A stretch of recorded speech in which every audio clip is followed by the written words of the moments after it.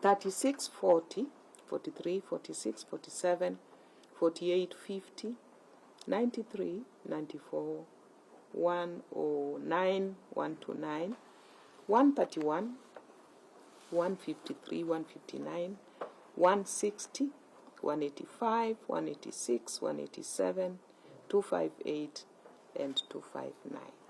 So there's therefore a link that was shown by the petitioners, the aggrieved parties, between the provisions that have been complained about, the provisions of the Constitution alleged to have been contravened, and their allegations as to the manifestation of the contravention.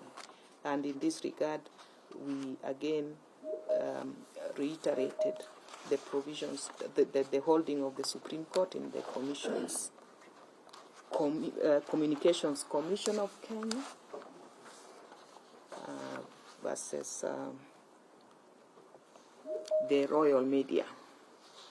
So we further find that the respondents were able to deduce and comprehend the case against them, the issues raised by the petitioners, and were able to respond in detail and with particularity to each and every one of those issues. Therefore, we are of the view that roundly considered, the petitions meet their narrator Karimi threshold. We bear in mind that in Mumo Matemu versus Trusted Society, the Court of Appeal said that precision is not coterminous with exactitude. We've relied on a quotation from that particular decision.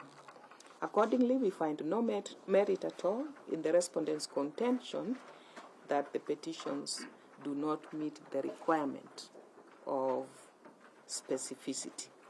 Moreover, Rule 10.3 and 4 of the Mutunga rules state that the court may accept an oral application, a letter, or any other informal documentation which discloses denial, violation, infringement, or threat to a right or fundamental freedom.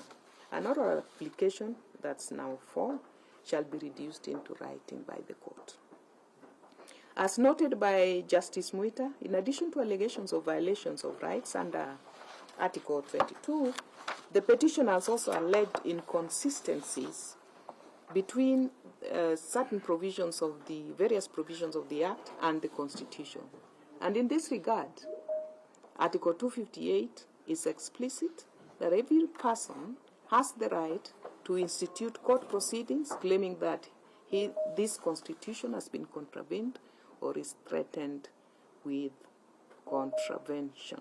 We have also quoted the other provisions of that particular article. So we are in full agreement with the position taken by Justice Muita in the ruling dated 3rd May, and we quote from paragraphs 50 to 54, that Article 165 confers this court with the jurisdiction to determine whether any law is inconsistent with or in contravention of the Constitution, the question whether anything said to be done under the authority of the Constitution is inconsistent with the Constitution. We've quoted those paragraphs. Now,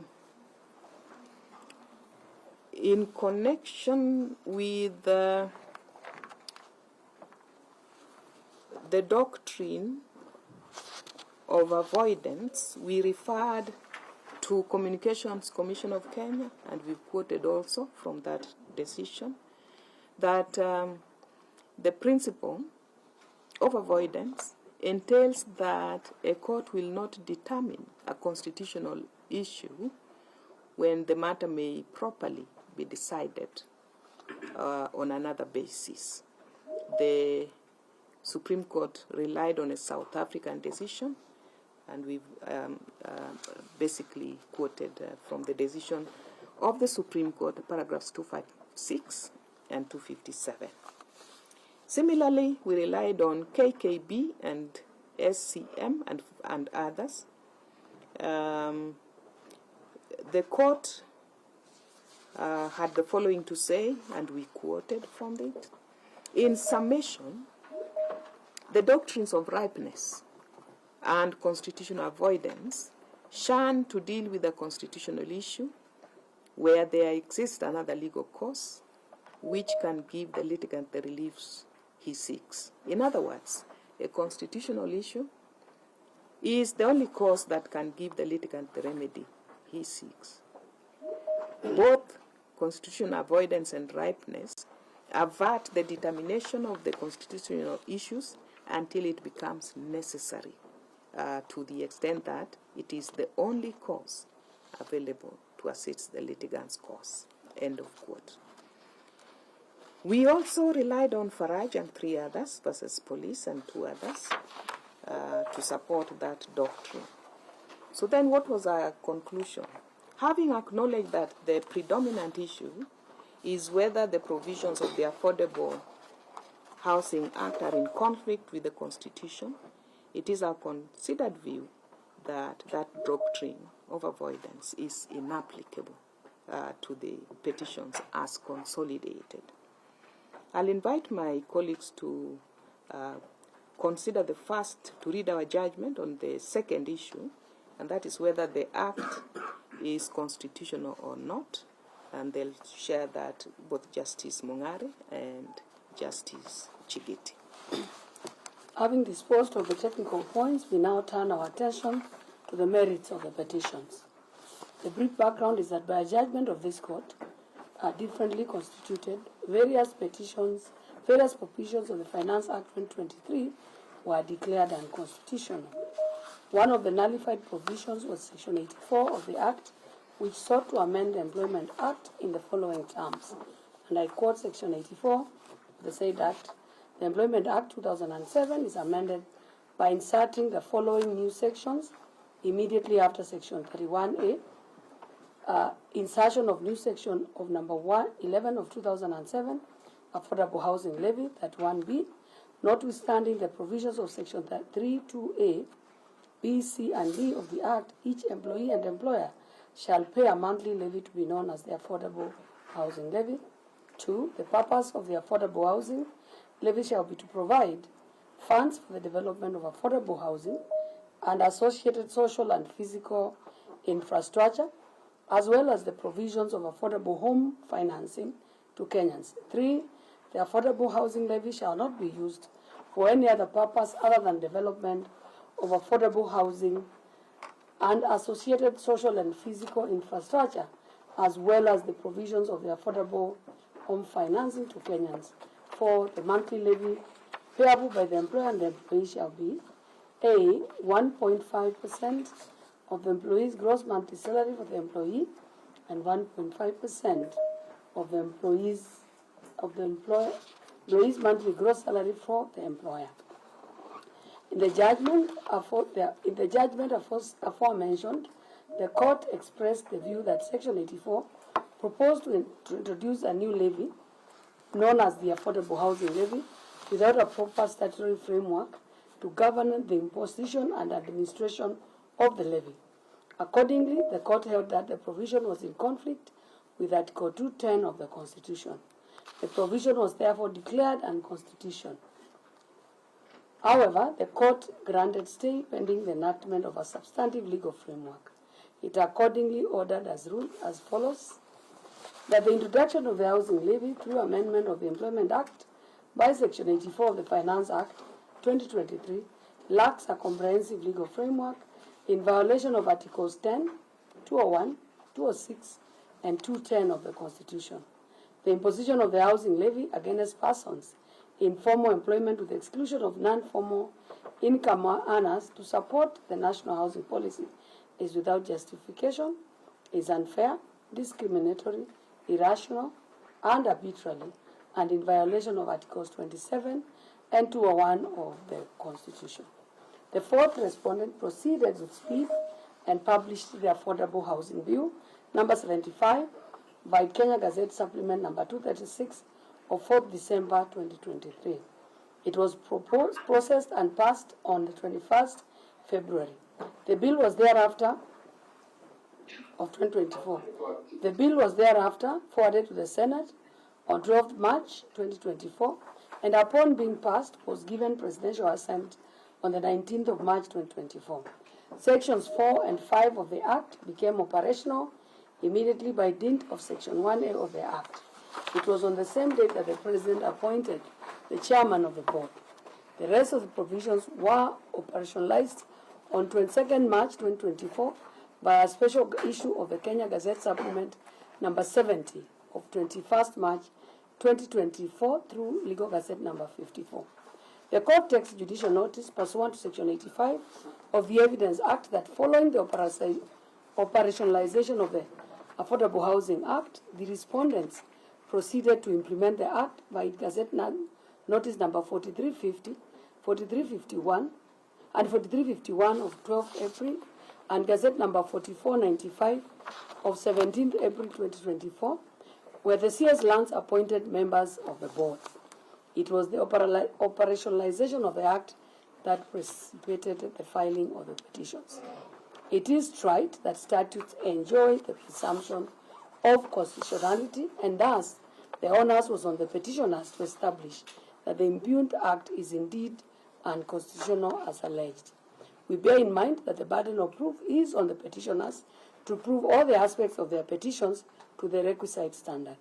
The Supreme Court, in the case of Samson Gwel and 5 others, versus Kenya Medical Research Institute and 3 others, stated as follows, and we quote from paragraph 47 of that judgment. It says, "It is a timeless rule of the common law tradition, Kenya's juristic heritage, and one of fair and pragmatic conception that the party making an averment in validation of a claim is always the one to establish the plain veracity of the claim.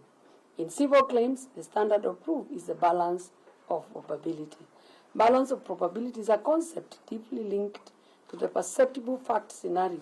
So there has to be evidence on the basis of which the court can determine that it was more probable than not that the respondent bore responsibility in whole or in part."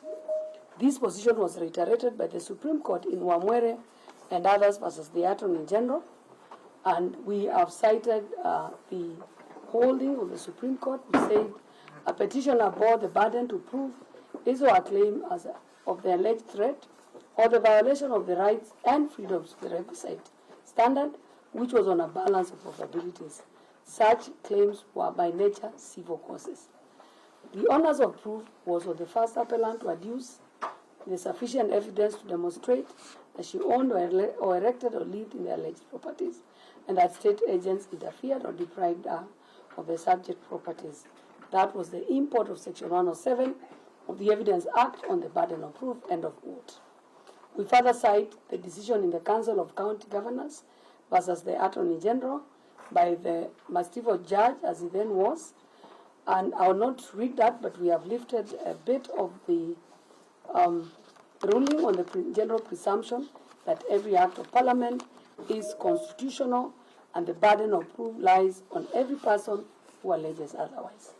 Further, in the East African Court of Appeal, in the case of Danambo versus the AG, the court held that the Constitution is a living instrument having a soul and a consciousness of its own.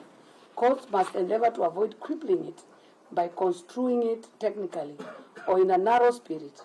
It must be construed in tune with the lofty purpose for which its makers framed it. Fundamental rights have to be interpreted in a broad and liberal manner, ensuring that our people enjoy their rights.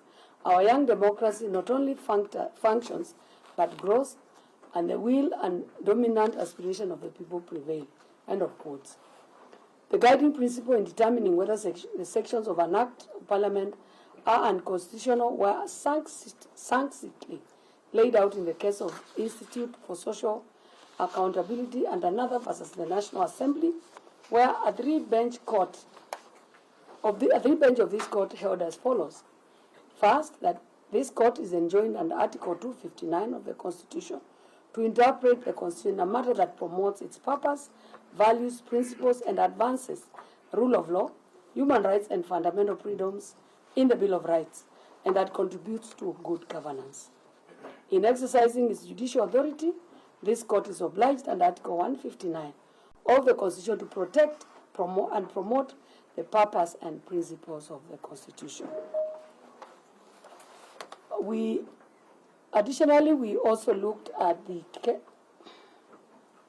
petition of number 150 of 2016, which was consolidated with petition number 234 of 2016, Attorney General, EG and others versus Attorney General, where the three-bench judge held that the technique of paying attention to context in statutory construction is now required by the Constitution.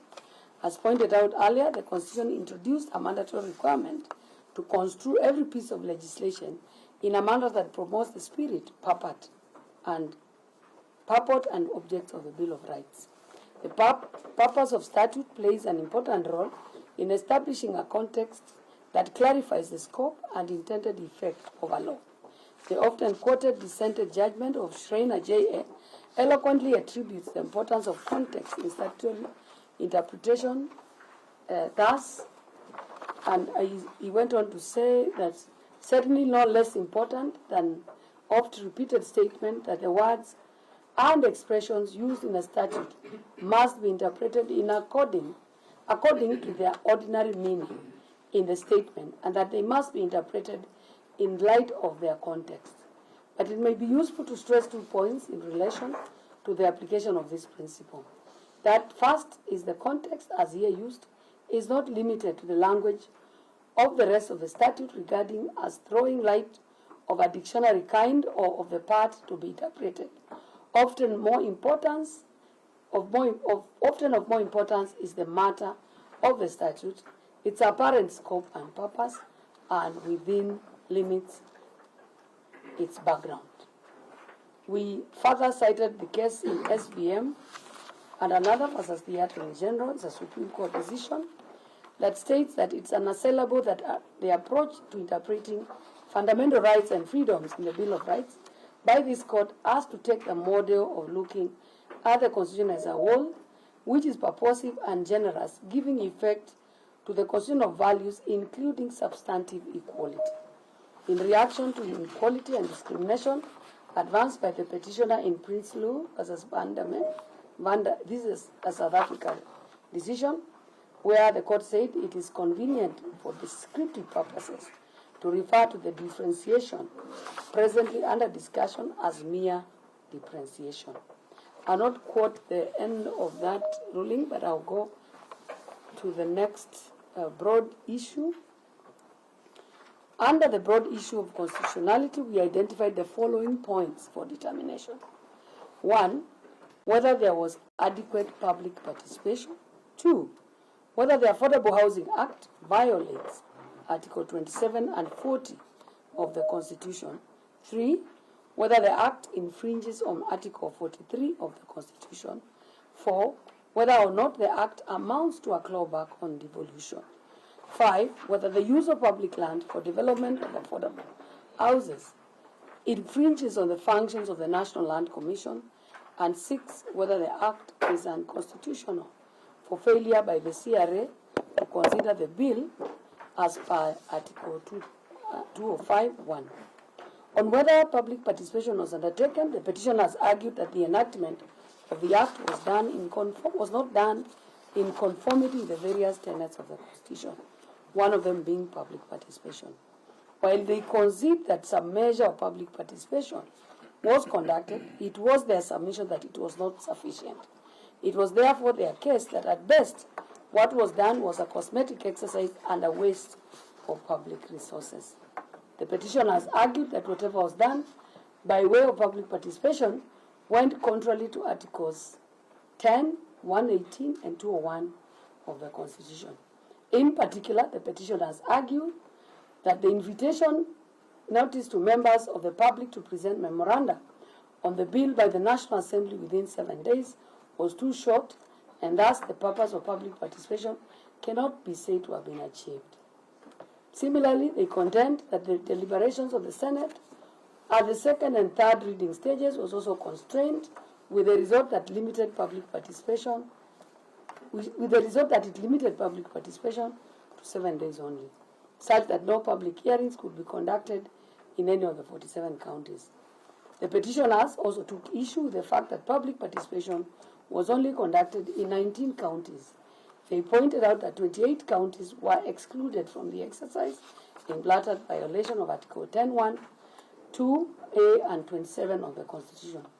That the discrimination of the petitioners went further to state that the discrimination of the 28 counties and the refusal by the committee mandated with the conducting public participation or collecting views of the persons from the 28 counties was in blatant disregard of Article 47 of the Constitution of Kenya 2010, as read with Sections 4 and 5 of the Fair Administrative Act 2015, that require administrative action to be expeditious, efficient, reasonable, and procedurally fair. In addition, the petitioners submitted that although public participation was conducted in 19 counties, it was non-quantitative, non-qualitative, and therefore rendered meaningless. It was argued that public participation was conducted only in 19 counties, while the National Assembly executes its mandate in 290 constituencies. The petitioners further argued that lack of proper public participation is evident from the reports of the National Assembly and the Senate. It was their case that the National Assembly and the Senate did not provide adequate opportunities for people's involvement in the legislative process of the Affordable Housing Act. In the same vein, the petitioners also submitted that Kenyans had legitimate expectation that the Constitution would be followed in conducting public participation. In conclusion, the petitioners urged this court to find that the Affordable Housing Act did not meet the constitutional parameters for public participation under Articles 10, 118, and 201 of the Constitution. In their response to this question on public participation, the respondents did not dispute that public participation is a requirement of the Constitution. To illustrate, the National Assembly indicated that it conducted civic education in languages comprehensive to the diverse communities in various locations before public participation sessions were conducted by providing fact sheets that gave information to the Affordable Housing Bill. In addition, advertisements in the local daily newspapers were done inviting the public to submit views on the bill by the deadline of 28 December 2023.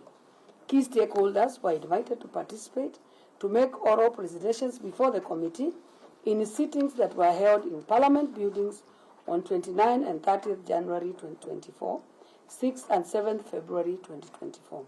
The respondents submitted that public hearings by key stakeholders were held on diverse dates across 19 counties.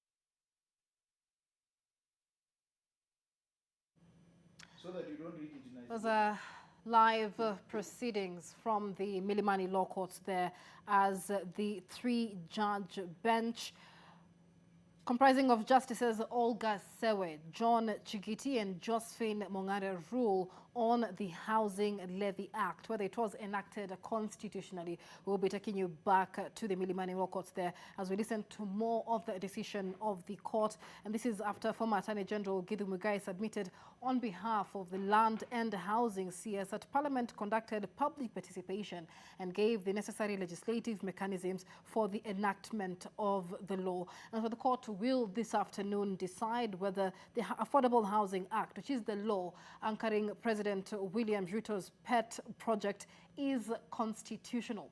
They will be ruling on 6 cases that were filed challenging the law and the affordable housing levy itself that was imposed at a standard rate of 1.5% of the gross salary of an employee, or even the gross income of a person that a person has received or accrued. And this is for those who are not employed. And so we'll continue to listen in to that bench. Of course, the government defending the affordable housing program, submitting that the initiative is designed to meet the critical housing needs of Kenyans.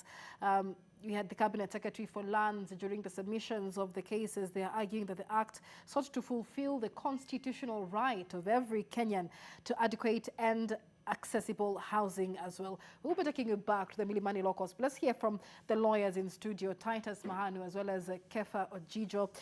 Gentlemen, as we await the three-judge bench ruling on the impeachment of impeached Deputy President Rigathi Gachagua, Kefa, what do you make of what has been said so far by the three-judge bench with regard to the constitutionality of the housing levy?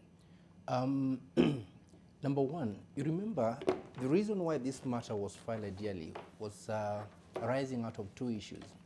Number one, FKE had moved to court challenging this matter on the ground that, number one, there was no public participation involved. The employers were never involved in this process. They were not questioned. Stakeholders did not give their opinion. The government just came with its own figures and imposed on people. Number two, the Employment Act itself, I think Section 37, already provides for an employer to provide the employees with the housing. So the question of housing is already addressed in the Employment Act. Then there was a question now before the court, where now you're again bringing another question of the housing levy, which already has been taxed or already has been taken care of by the Employment Act. I mean, is there a conflict of laws now in itself, number one? Will there be a conflict of laws? And then number two, was the process constitutional in the process? That now there was no clear public participation. So these are the major issues that the court will be, definitely be dealing with and probably decide. Because in time when the court should pronounce that the two issues raised were not clearly addressed before the government went ahead with the process, then it means the process will therefore be a nullity, and therefore the housing levy will then be thrown out. Right. Without and we've seen the government side saying they did do sufficient public participation. But Titus, what are the legal arguments now, in your view, that support the constitutionality of the Affordable Housing Act? Now, what I do recall, and basically this is what I can pick out from what is happening, the argument that has also been proffered is that the Housing Act is discriminatory in the sense that it only targets those employees drawing salaries as opposed to other people. Yet this is supposed to be a project that targets everybody, because they seem to have packaged in such a way that everybody has to contribute. So employees have moved on the basis that it's discriminatory. It only targets people who are employed to the exclusion of the rest. So those are the constitutional issues that I can pick up. But then as to whether it will be thrown out or not, we can only wait and see what the court will say. Right, but we saw public participation happen, and this was a big conversation. Did the public participation that took place, in your view, fulfill the constitutional requirements for this kind of legislation? Now, the concept of public participation has been deliberated on by courts not once but on numerous occasions. And the threshold is so high.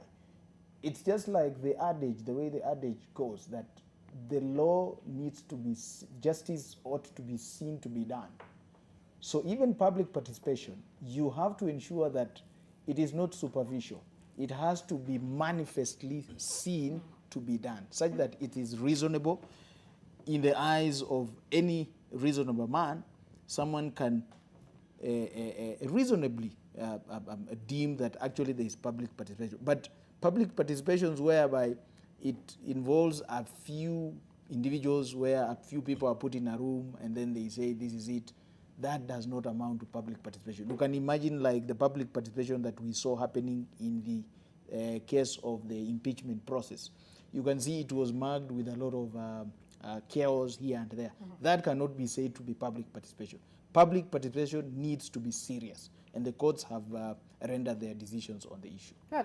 When it comes to public participation, there was many questions with regard to the division of functions, but I understand the court is still in session. Let's cross over live and listen in. And 201 of the Constitution, while in the appeal case, the issue was specific to the mode used to conduct public participation. In any event, the court found that the issue was not ripe for determination, as the National Assembly did not only require submission of memorandum, but also held public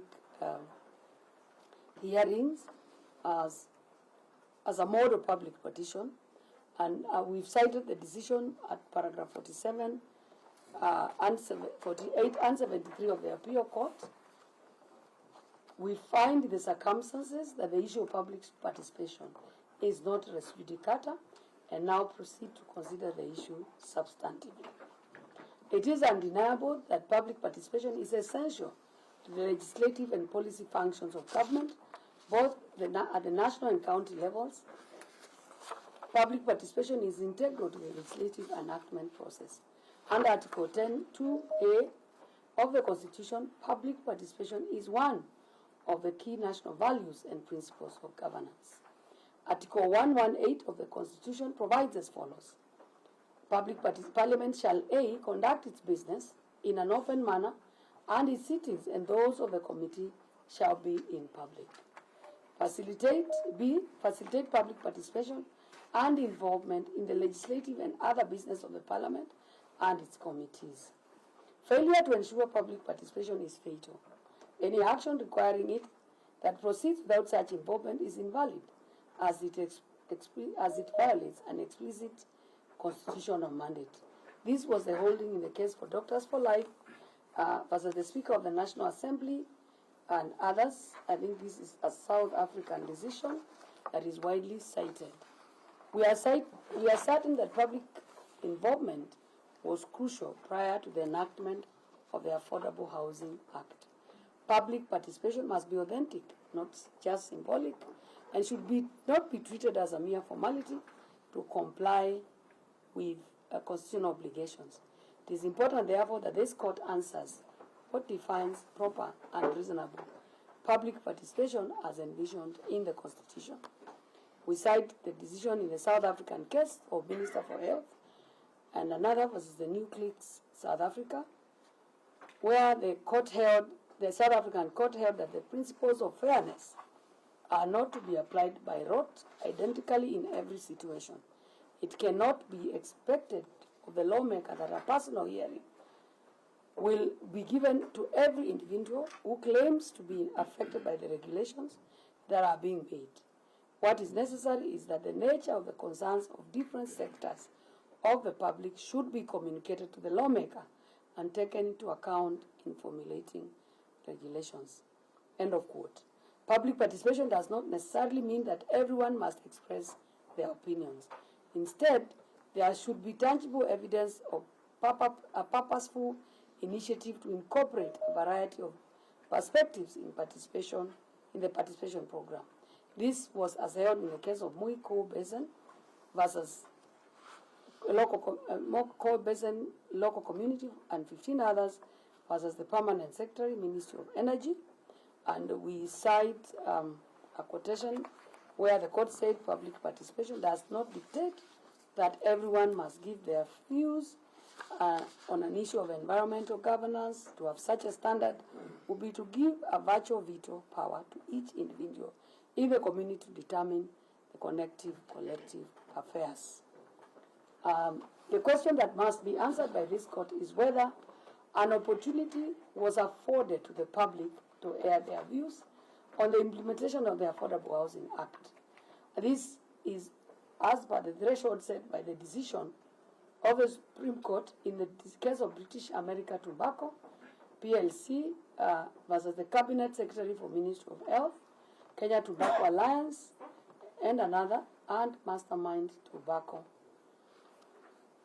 where the Supreme Court in this decision said that, and I quote, public participation has been entrenched in our Constitution as a national value and as a principle of governance under Article 10 of the Constitution, and is binding on all state organs, state officers, public officers, and all persons whenever any of them A, applies or interprets the Constitution, B, enacts, applies or interprets any law, or C, makes or implements the public policy decisions.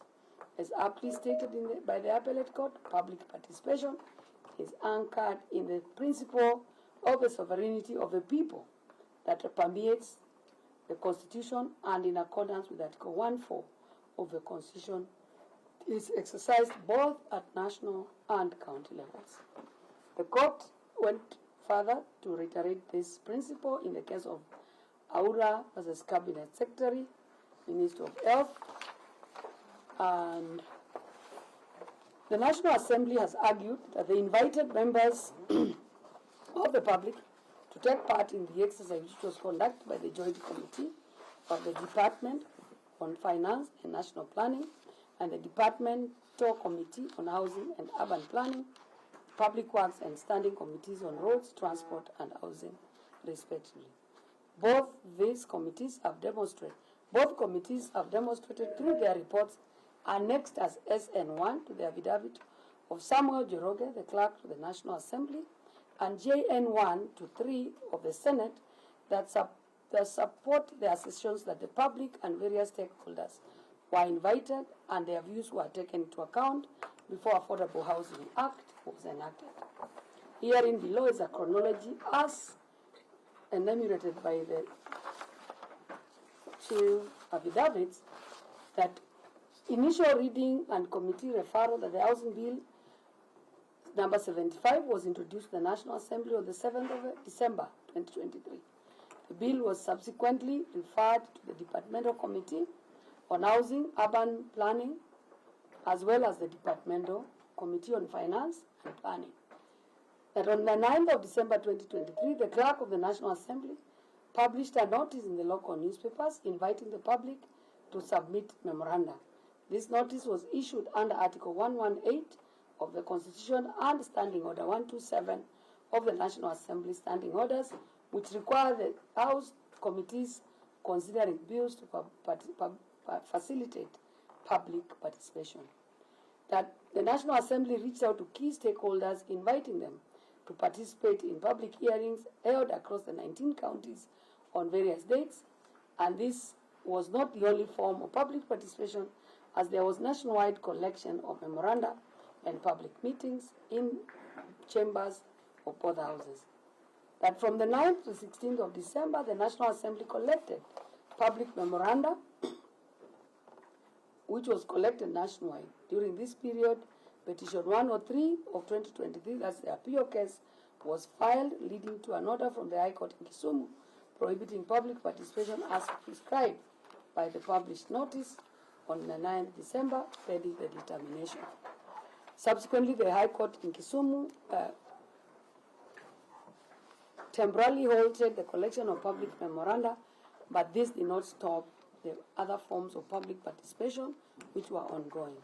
On 17th January 2024, the High Court clarified that its order applied only to collection of memoranda by the National Assembly. On the 29th of February, the High Court in Kisumu ruled that the notice issued by the clerk of the National Assembly was valid, dismissing the petition. The court affirmed that the National Assembly had conducted public participation in a constitutionally compliant manner. This determination by a court of concurrent jurisdiction found that the National Assembly carried out public participation in accordance with the law. Based on the court's decision, it was concluded that public participation, that is in the Kisumu case, had been properly conducted. We note that on the National Assembly extended its invitation to stakeholders through letters dated 11th, 13th, and 29th January 2024, requiring them to make oral presentations before the committee. These sessions were held on 29th and 30th of January 2024, as well as 6th and 7th of February 2024.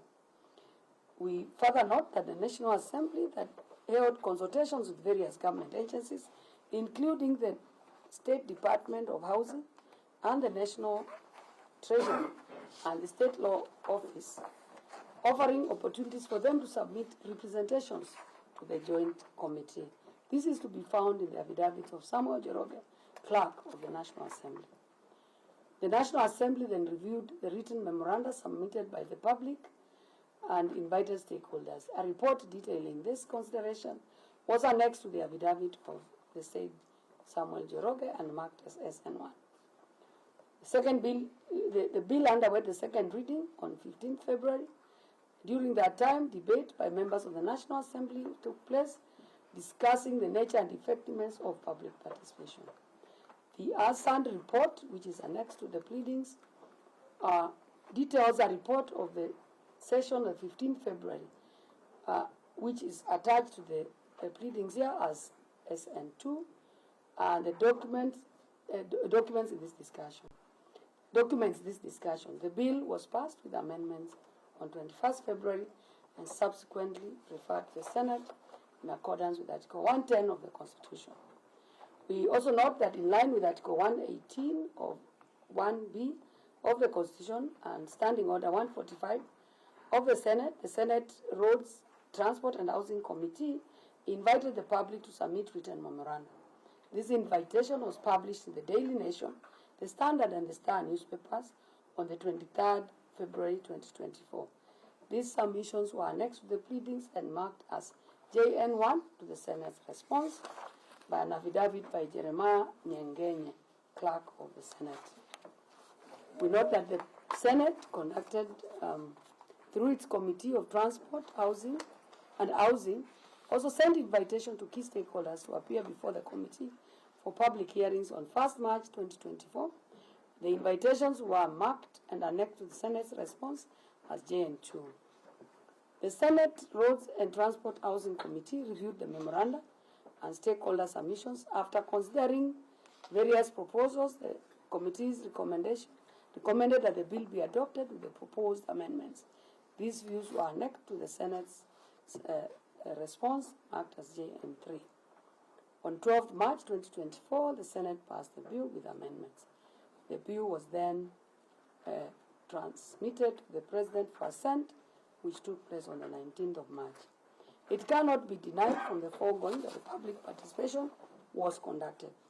As shown, the National Assembly and the Senate focused on very targeted and specific stakeholders. In particular, the petitioners. We note that petitioners took issue.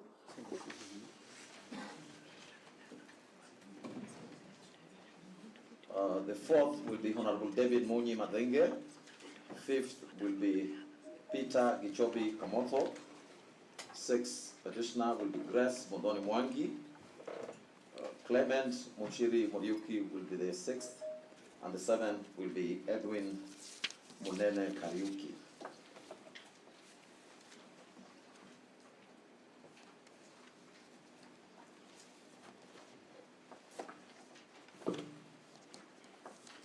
The respondents will appear as follows. First, to the fifth respondents, as they appear in E565 of 2024, that is the Speaker of the National Assembly as the first respondent, National Assembly of Kenya as the second, Speaker of the Senate will be the third, Senate of Kenya will be the fourth, and the Honorable AG will be the fifth.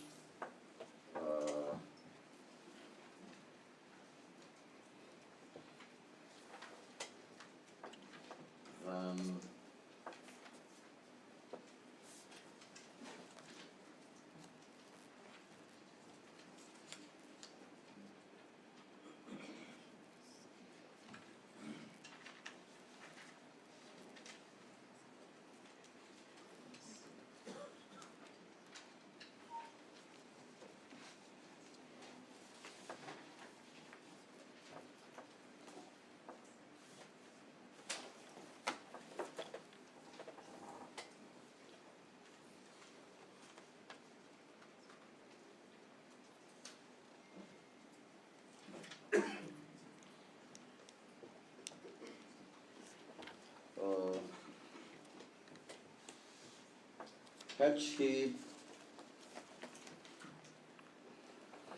William Ruto, the President of the Republic of Kenya, will appear as the sixth respondent.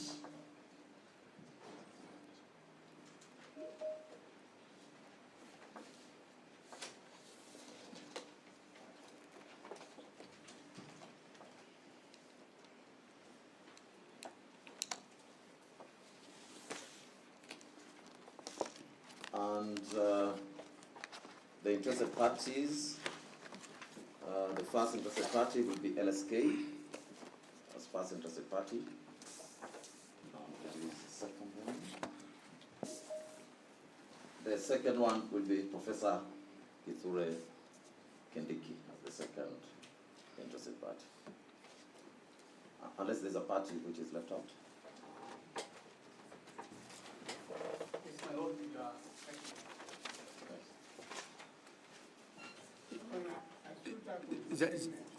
Just a minute. Is there anybody who has been left out on the quorum to amend consolidated petitions? Yes. And Company Advocates. I was left out in the morning in petition E013 of 2024. I had not been notified, and therefore I learned of these proceedings on the Nation TV, and I decided to come. So therefore, yes, I came all the way from Kirinyaga because Judge Richard Mwongo was very clear that we are going to be notified once the file is forwarded before the Chief Justice. There was no communication. So we were left stranded what is happening, and our petition is being mentioned here today, and therefore we have had to rush very fast so that I can make it in a second session, that afternoon session. Therefore, I wish. Yes, maybe perhaps we can be... Petition E13 and E14, Kagwea. Yes, it was consolidated and we were told that we are going to be notified. However, we were not notified. I just learned of it today on the TV at 11. So we had to rush very fast from Kirugoya so that we can understand what is happening and perhaps clarification purposes. Is there anybody who has been left of the... out of... My Lord, with your permission, yes. Just to draw the court's attention, there is an application lodged on behalf of an interested party in the name of United Democratic Alliance, which can be considered at an appropriate stage. Thank you. Intended interested party or interested party? It's an intended. It has not been joined as yet. And on the parties? Yes. In this petition, I'm assuming it's one of those that you have mentioned.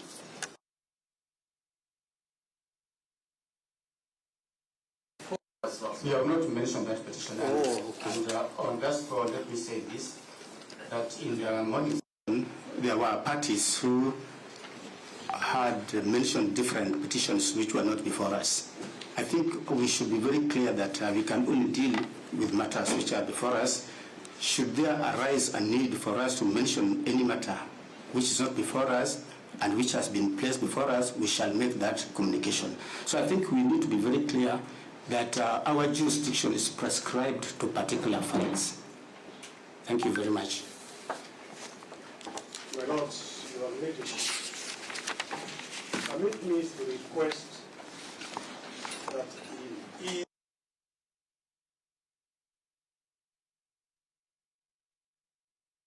is a petition, and E015, in which the Deputy President is a first interested party. Let the record of this honorable court show that we were not given an opportunity to be heard on the issue of consolidation. Let the record show the court has acted of its own volition when the normal practice, even under the Mutunga rules, is to accord parties to state their views on a proposed consolidation. This is the court's own violation. We were not asked to give our views. Thank you. Your Lordship.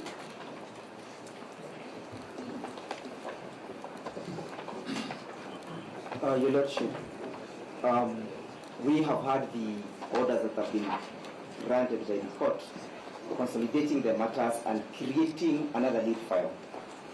And that creates the problem we were trying to address in the morning, Your Lordships. That now this bench has created 2 lead files. We have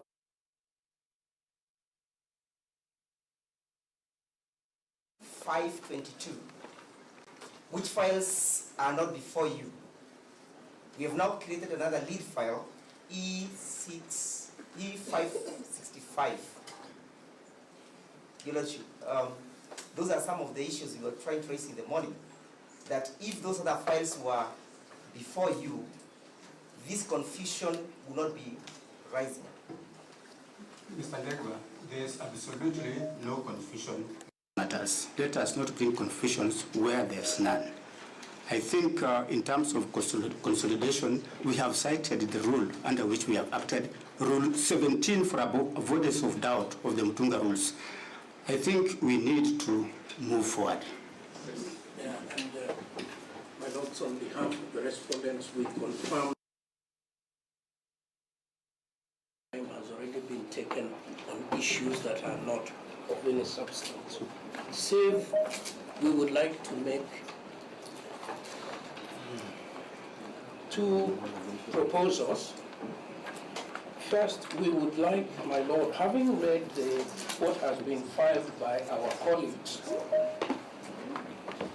this afternoon, we would like to propose that their application for recusal and this application questioning how the panel was put together should be had together, for the very simple reason that they rely on the same set of arguments and facts. And I draw your attention to paragraph 5. They say that the impartiality of this court, the one we are before, has been questioned. And at the end of their prayers, they say that it is therefore in the interest of justice that this honorable court recuse itself. It would be gravely injurious to the respondents if they were allowed to prosecute this application, take one bite at attacking the court, and however the court rules, bring the other application for recusal and take a second bite. We would like to argue both of them together. Secondly, we would like an allocation of time, because it is quite clear to us that in the absence of directions allocating time, we are going to have another long afternoon of long-winded speeches that do not address the specific issues. We are willing to say in advance that whatever time you give us, if you give 10 minutes each, we shall accept. If you give 15 minutes each, we will accept.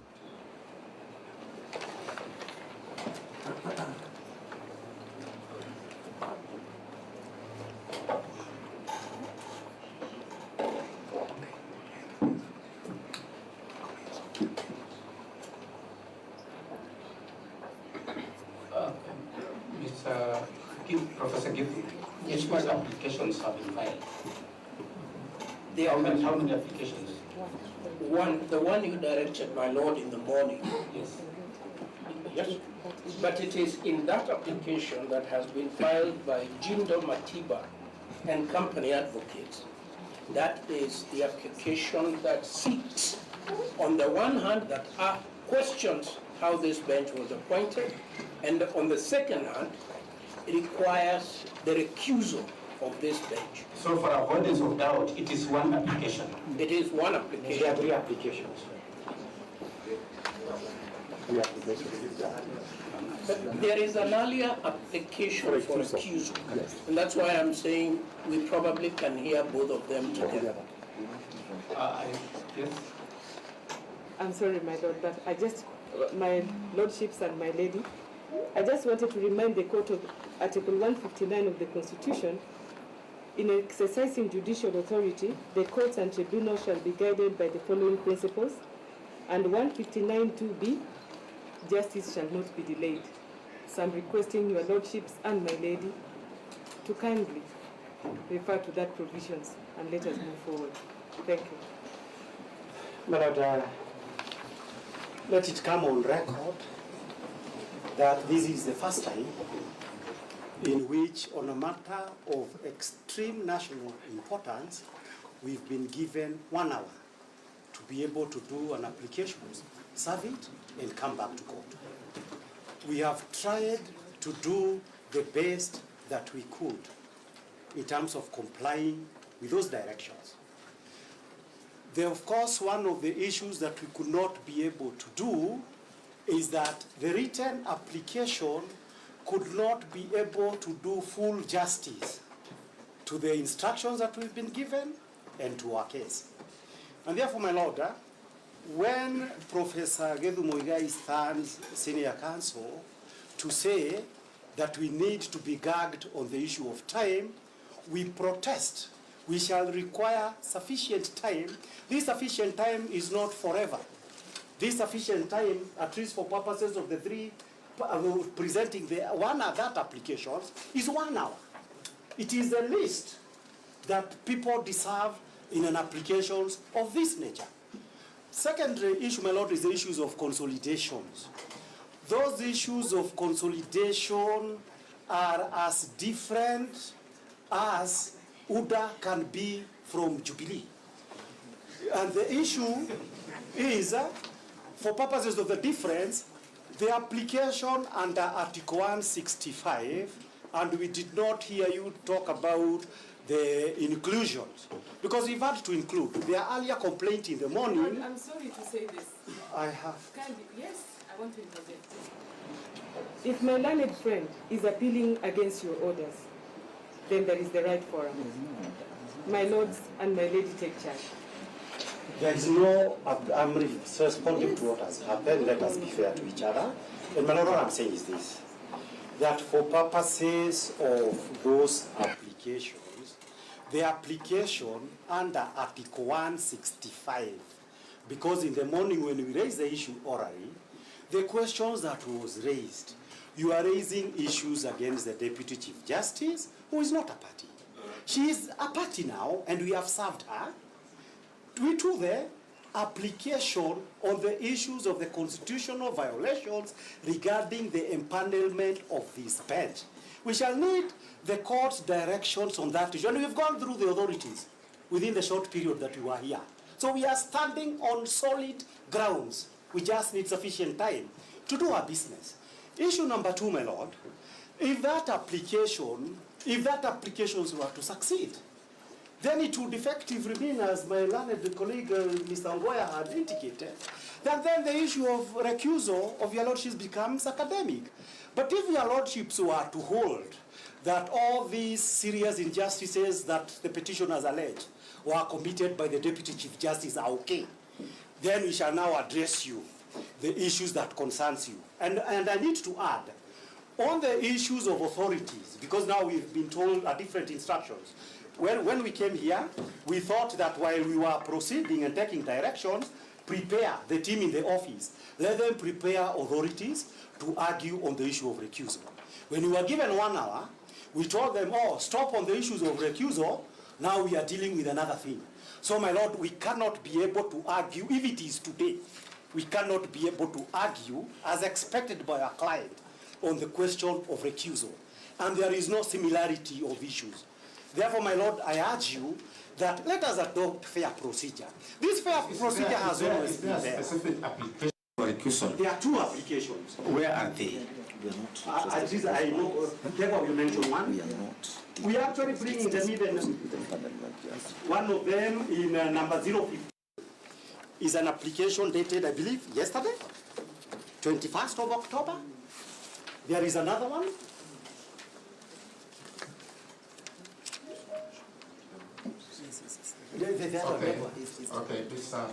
Okay, these are the directions we are making. We will deal with the application before us.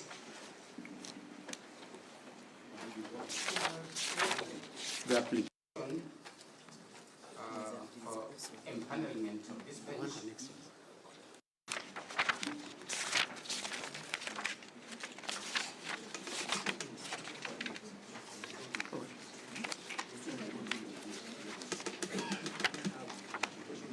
Where's that? Where's the application? Where's the application?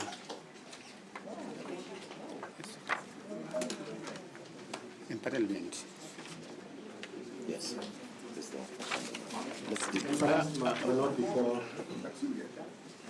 Perhaps before you give the directions, my line of friend is Kimoto. She's informing me that she was not aware of directions in the morning, that applications be filed and they come back before you. And now her petition has been integrated in the consolidated petition, that is petition number E013. Therefore, she's not been able to file an application either for recusal or for challenging the empanelment. She was just requesting if she can be served with those applications and the responses, and she be given time, 1 hour just like the others, to file her similar application if she so wishes. Because now she's participating in a proceeding, she did not directions. So, listen to this and listen to this very carefully. All of us acknowledge the momentous import of the proceedings before us. And all of us are enjoined by the rules of natural justice to do what is right. This bench is not going to be taken round in circles. We will not be taken round in circles. We are here to do justice for the petitioners, justice for the respondents. And anything which is intended to delay these proceedings will not be acceptable because both parties have come to this court under certificate of urgency. Let us be very careful how we argue our matters. We want everybody before us to get justice. That justice will not be possible if every advocate who stands up wants to take the cause in cycle. We will not allow that. I'm making final directions on this matter. The matter which we are dealing with is an application dated 22nd of October 2024 by Jindo Matiba and Company Advocates. It seeks orders under Rule 3 of the Constitution. We are dealing with the issue of empanelment. And then after that, we'll make a ruling for the way forward. So let us proceed. Let us be courteous to each other. Let us be courteous to the parties before us. Parties before us are very okay, but let's not be a theater by advocates to derail the process. I beg you. On the issue of time allocation,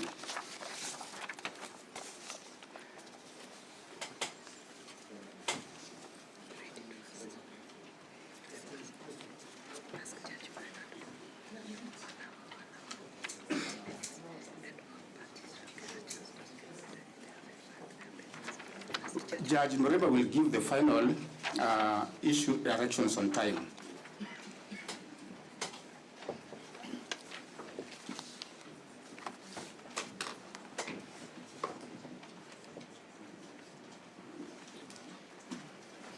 Okay, this is how we'll proceed. The applicant. It's only one applicant. It's only one applicant.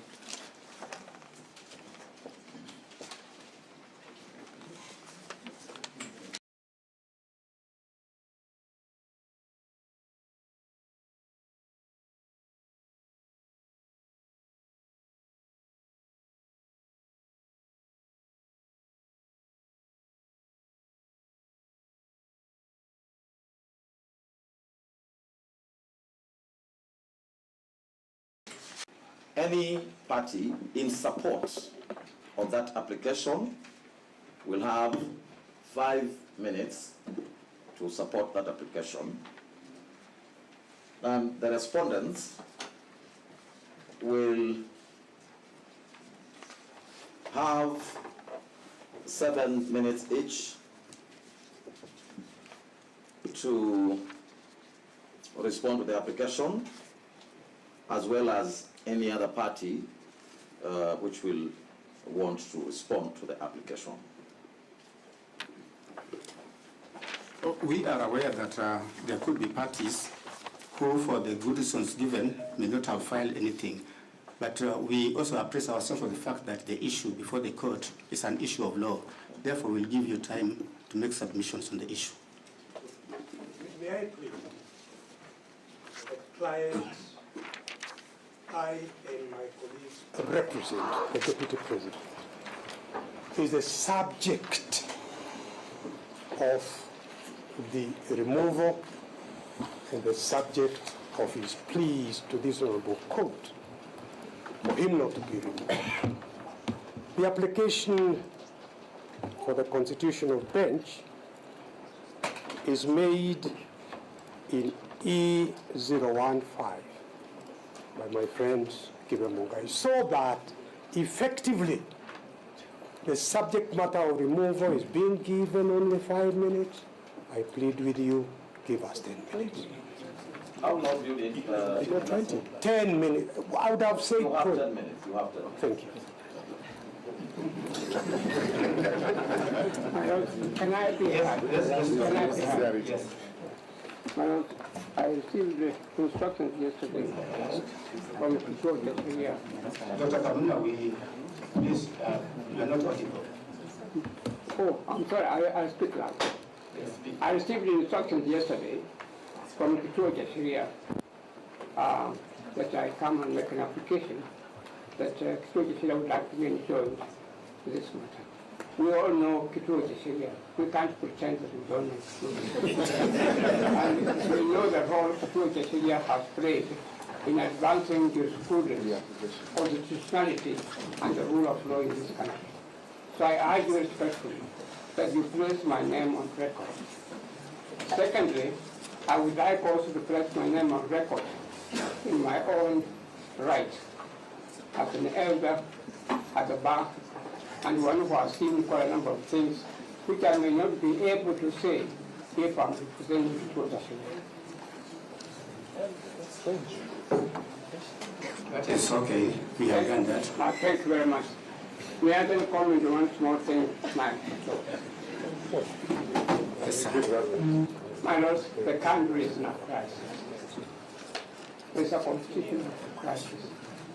There is a national crisis. And our coming to this court is like commencing or opening an opportunity for healing in the country.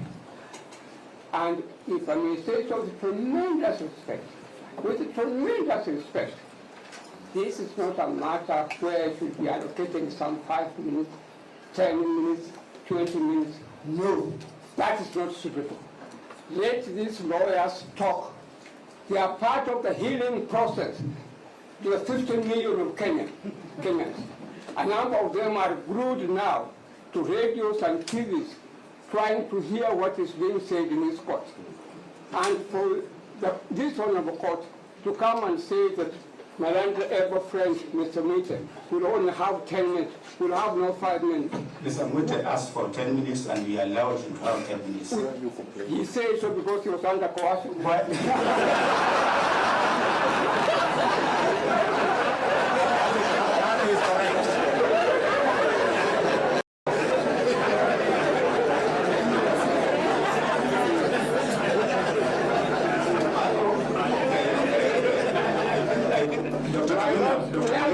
I have taken the trouble to read this constitution of Kenya. I have taken the trouble to read constitutions of other countries. In fact, the way things stand at the moment, the constitution law is evolving in such a manner that it's no longer confined only to Kenya. We can have a concept of international constitutional law. And if you read that law, including the American law, which I've taken the trouble to read, and which I've had access to it for many years. Dr. Kabuna, we made proposals. We gave directions. Apparently, you are not satisfied. What is your version? What would you want us? You want us to give everybody how much time?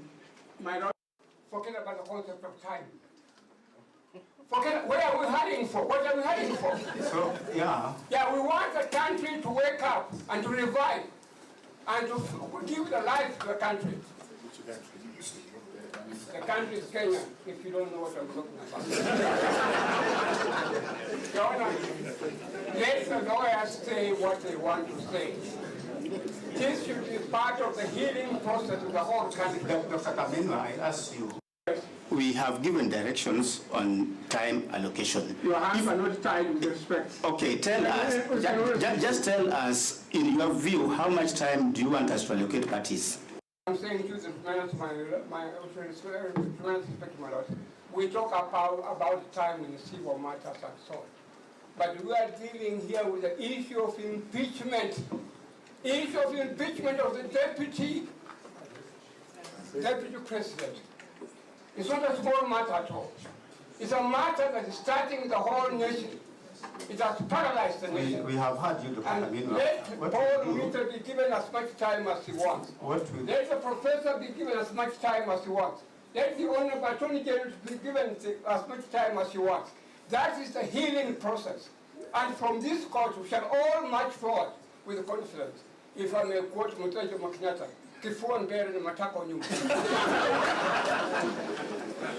Let us forget about time. Where are we going? My Lord, where are we going? Please, with respect, will you sit down, please? Kameno is talking. Will you sit down? I don't command the matter only for yourself. Will you sit down, please? I am talking. I am on the floor. Well, under the rules of this court, senior counsel has preference, speaks first before any other person except the Attorney General. So if you would please sit down. I as senior counsel. I will not speak down. We're not practicing law. You're still doing breastfeeding. That is also true. So, my Lord,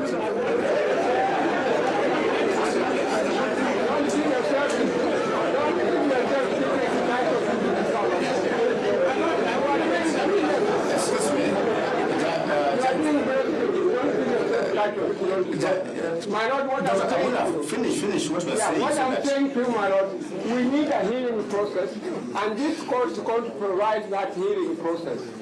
Let the lawyers say what they want to say. What are we hurrying for? Let us not have some people calling themselves professor or senior counsel titles that don't mean anything at all when it comes to this. I think they mean something, Dr. They do mean something. Something means something when it is you and you approve it. My Lord, all that I'm saying to you, let people talk. Let people address you. Where are we going? People will talk. When the country is burning. Dr. Kameno, you have made your point. Yes, thank you very much. You have made your point. I have made a point. Yes. Professor. We have a Deputy Chief Justice who has been removed irregularly. Let us be given time to be able to address it. My Lord, I think those of us who are representing substantive respondents, we all agree that you have given orders that we will comply with, including my learned senior P.K. Moite, who I believe you have added some more time and he's happy with that. Maybe it would help if we informed Dr. Kameno that it is not the whole matter that is being heard in 10 minutes. It's a very small slice of an application on empowerment. That's all I wanted to clarify. So, Dr. Kameno, I've heard what you said. We'll stick to the time allocations, but in the event that one party needs more time, they will tell us. When we come to substantive matters, let people say what they want to say. I agree with you. Yeah. Where are we heading to? Thank you. Yes. Thank you.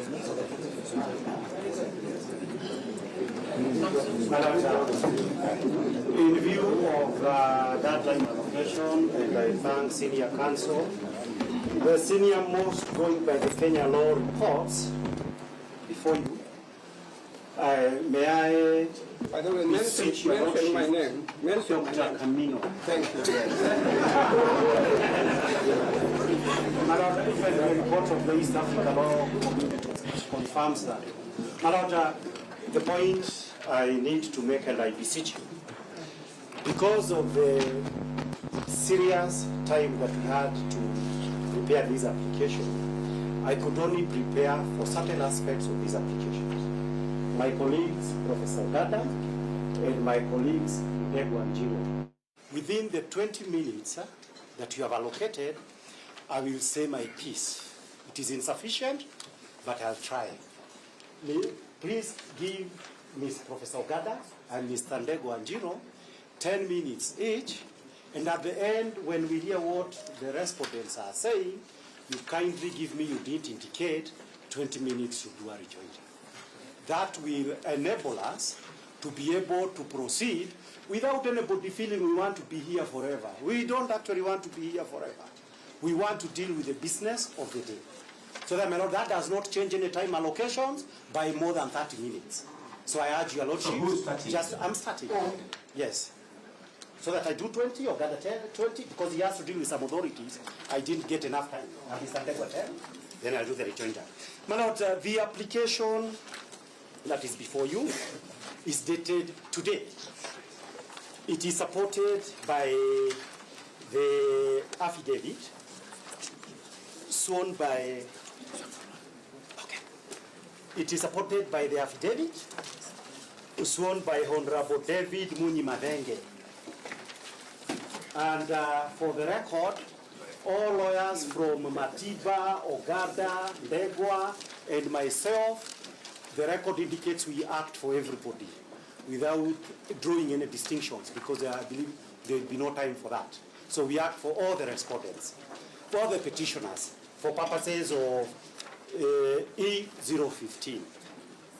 My Lord, before going on to argue this application, there is a small point that I wish to make regarding the issue of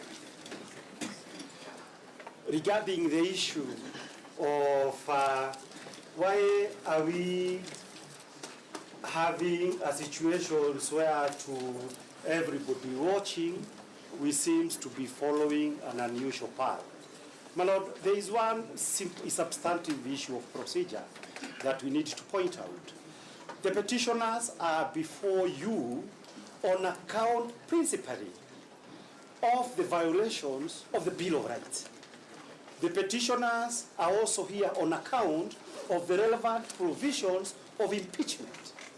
The petitioners are before you, my lords, on account of the fact that the business that the framers of the Constitution ordered, one, for appointment of a nominee to take place within 14 days, and for Parliament to do it within 60 days, somehow happened within 4 hours. My Lord, those are the principal reasons why we are here. And what is the immediate context? The immediate context, my lords, and why we are here is that when petitions are filed, the duty of this court under Articles 19 all the way to 25 is to ensure that it decides whether or not the violations as alleged by the petitioners has taken place. My Lord, the way in which the law, and this is express positive law, requires that to be done is by way of a judgment. By way of a judgment is the only way that the people of Kenya would be satisfied. Have these rights been violated or not? In order to ensure that that judgment, which is the express constitutional mandate, is given in circumstances that are not academic, Article 23 of the Constitution provides that conservatory orders may be given. When this matter went before your brother judges, probably a sister also, in their wisdom, they directed this matter as such an omission that we need to preserve the subject matter. That subject matter, my lord, the preservation of it would be to ensure the relevant office remains vacant until this case, through a judgment, pronounces itself. But my lord, why are we here and why is there a heated discussion? We are here and we are having a heated discussion because what is the clear intendment of the Constitution is being circumvented, so that to ensure that the subject matter is not preserved. My Lord, this would be akin to a situation in which somebody comes and says, I am being evicted and my things are being removed. A court says, stop the eviction process up to where it has occurred. Then the respondent comes and says, no, lift those orders so that I can carry those things that it is alleged I was unlawfully taking. So that, my Lord, in the face of the fact that what conservatory orders are supposed to serve, I beseech you, and I believe the entire country would expect that there has to be preservation of the subject matter of the application. So that, my Lord, now, that being the context, it is absolutely important that we do not lose sight of the moment. It is heated, one, because there was a sitting on Saturday. Before application responses could be made, we found ourselves here. We were supposed to come here on Thursday. We are here on Tuesday. So that, my Lord, and there are a lot of matters that directions must be given. So that, my Lord, that context would be absolutely important, because when all is said and done, the critical issue before this court is a right under Article 25, the right to fair hearing and human dignity. Right to fair hearing and human dignity cannot be violated even during an emergency. My Lord, that being the background, I ask you, and we shall be asking you, because that is the context where all these things are happening, that you ensure that whether heaven falls, the High Court must stand up, if for nothing else, for the right to preserve the subject matter until this High Court pronounces itself through a judgment. Because that is express law. Having said that, my Lord, I come to the prayers. The prayers are like this, and we had already indicated. There are about 6 substantive prayers. The linchpin of these substantive prayers, my Lord, is the fact that the Deputy Chief Justice, under Article 165, does not have the power to appoint or assign, as the words used by the constitutions, members of a certain court to hear the matters. My Lord, Article 165(4) is very clear. Where the constitution says the president under Article 149 can nominate Kindiki, there is no argument that is made that a minister or somebody else can be made. We expect that there can be no feasible argument where the Constitution has expressly said that the Chief Justice shall do something. The Chief Justice in this case did not empanel this bench. My Lord, we are urging this honorable court to make a finding that unless the Constitution is interpreted or amended to give the Chief Justice, the Deputy Chief Justice, the power to empanel a bench by express reading of the Constitution, she cannot be able to do that. Issue number 2, my lords, is that it is not for nothing that it is one of the biggest occasions that the senior most judicial officer is the one that the people of Kenya, judicial power in the first place vests in the people. Judicial power by express words of the Constitution or to do this appointment and to act under Article 165 was vested on the Chief Justice. It is not by accident. It is by the express intention. So that, my lord, on the face of it, when a state officer who is not directly mandated to do something ends up doing it, under public law judicial review, it is done every day. You did not have the power under statute or the Constitution to do that. There are so many cases, starting with Madhaw versus Republic. I think it was sometime in 1974, where somebody at City Council did something where the law did not allow that person to do that. So that, my lord, all these cases we are aware of. So that, my lord, as far as Article 165 is concerned, We submit that that is not possible. But my lord, this argument is developed a little bit further by the petitioners' applicants. Because the petitioners' applicants are saying that the Deputy Chief Justice, having usurped the powers of the Chief Justice, she proceeded to do two things. One, to sit at night to appoint a bench, and to authorize that bench that sat on Saturday to conduct their business on Saturday. My lord, those are irregular, because as we are saying, this is not a matter of public emergency. Of course, it was a matter of public emergency before the National Assembly and before the Senate. But because of the timelines we've given you, my lords, it is not a matter of public emergency. But having found herself in that situation, she decided to treat this matter as one of public emergency.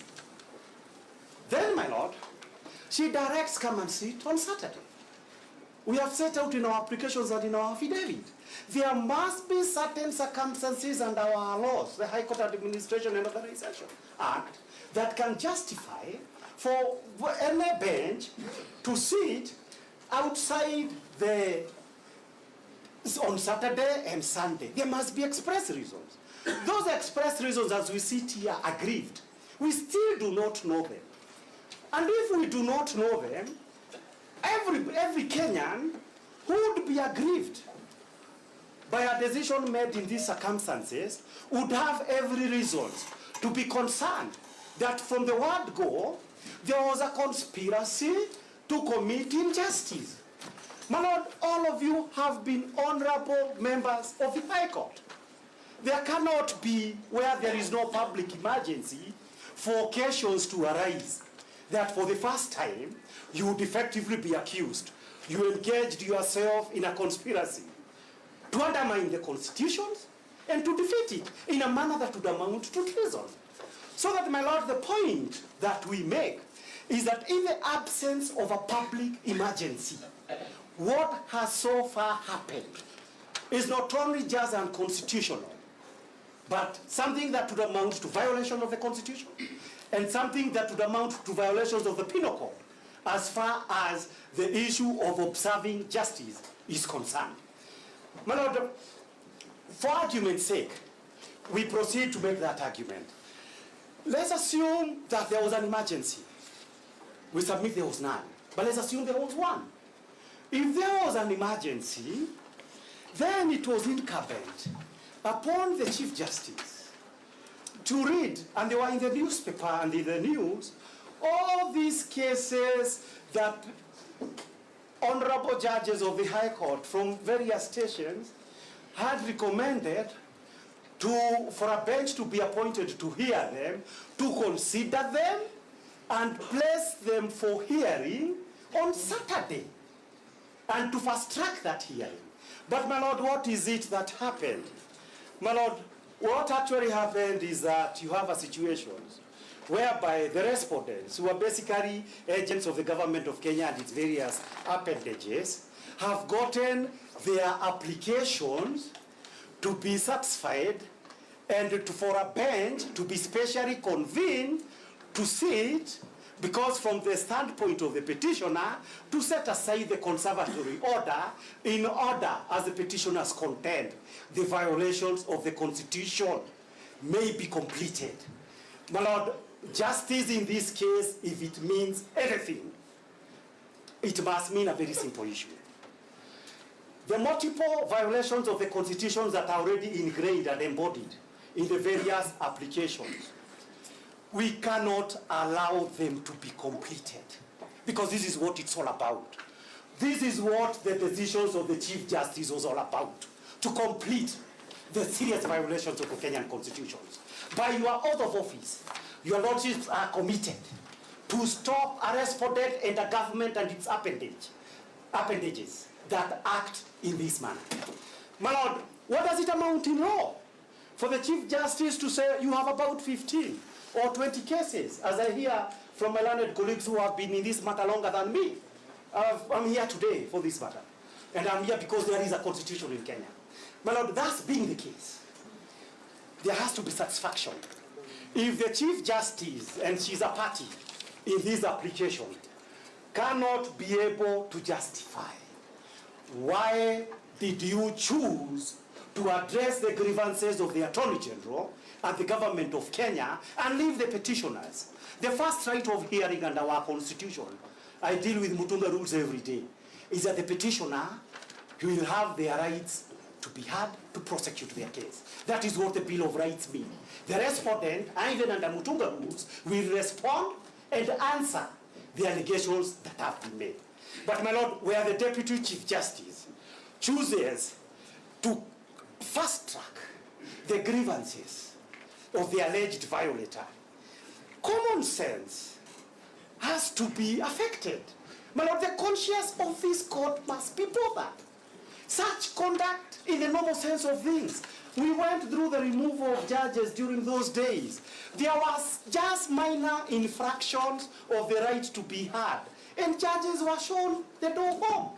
But my Lord, here, it is a systematic decision consciously made that would have very harmful effect for the jurisprudence of our country and for the meaning of our constitution.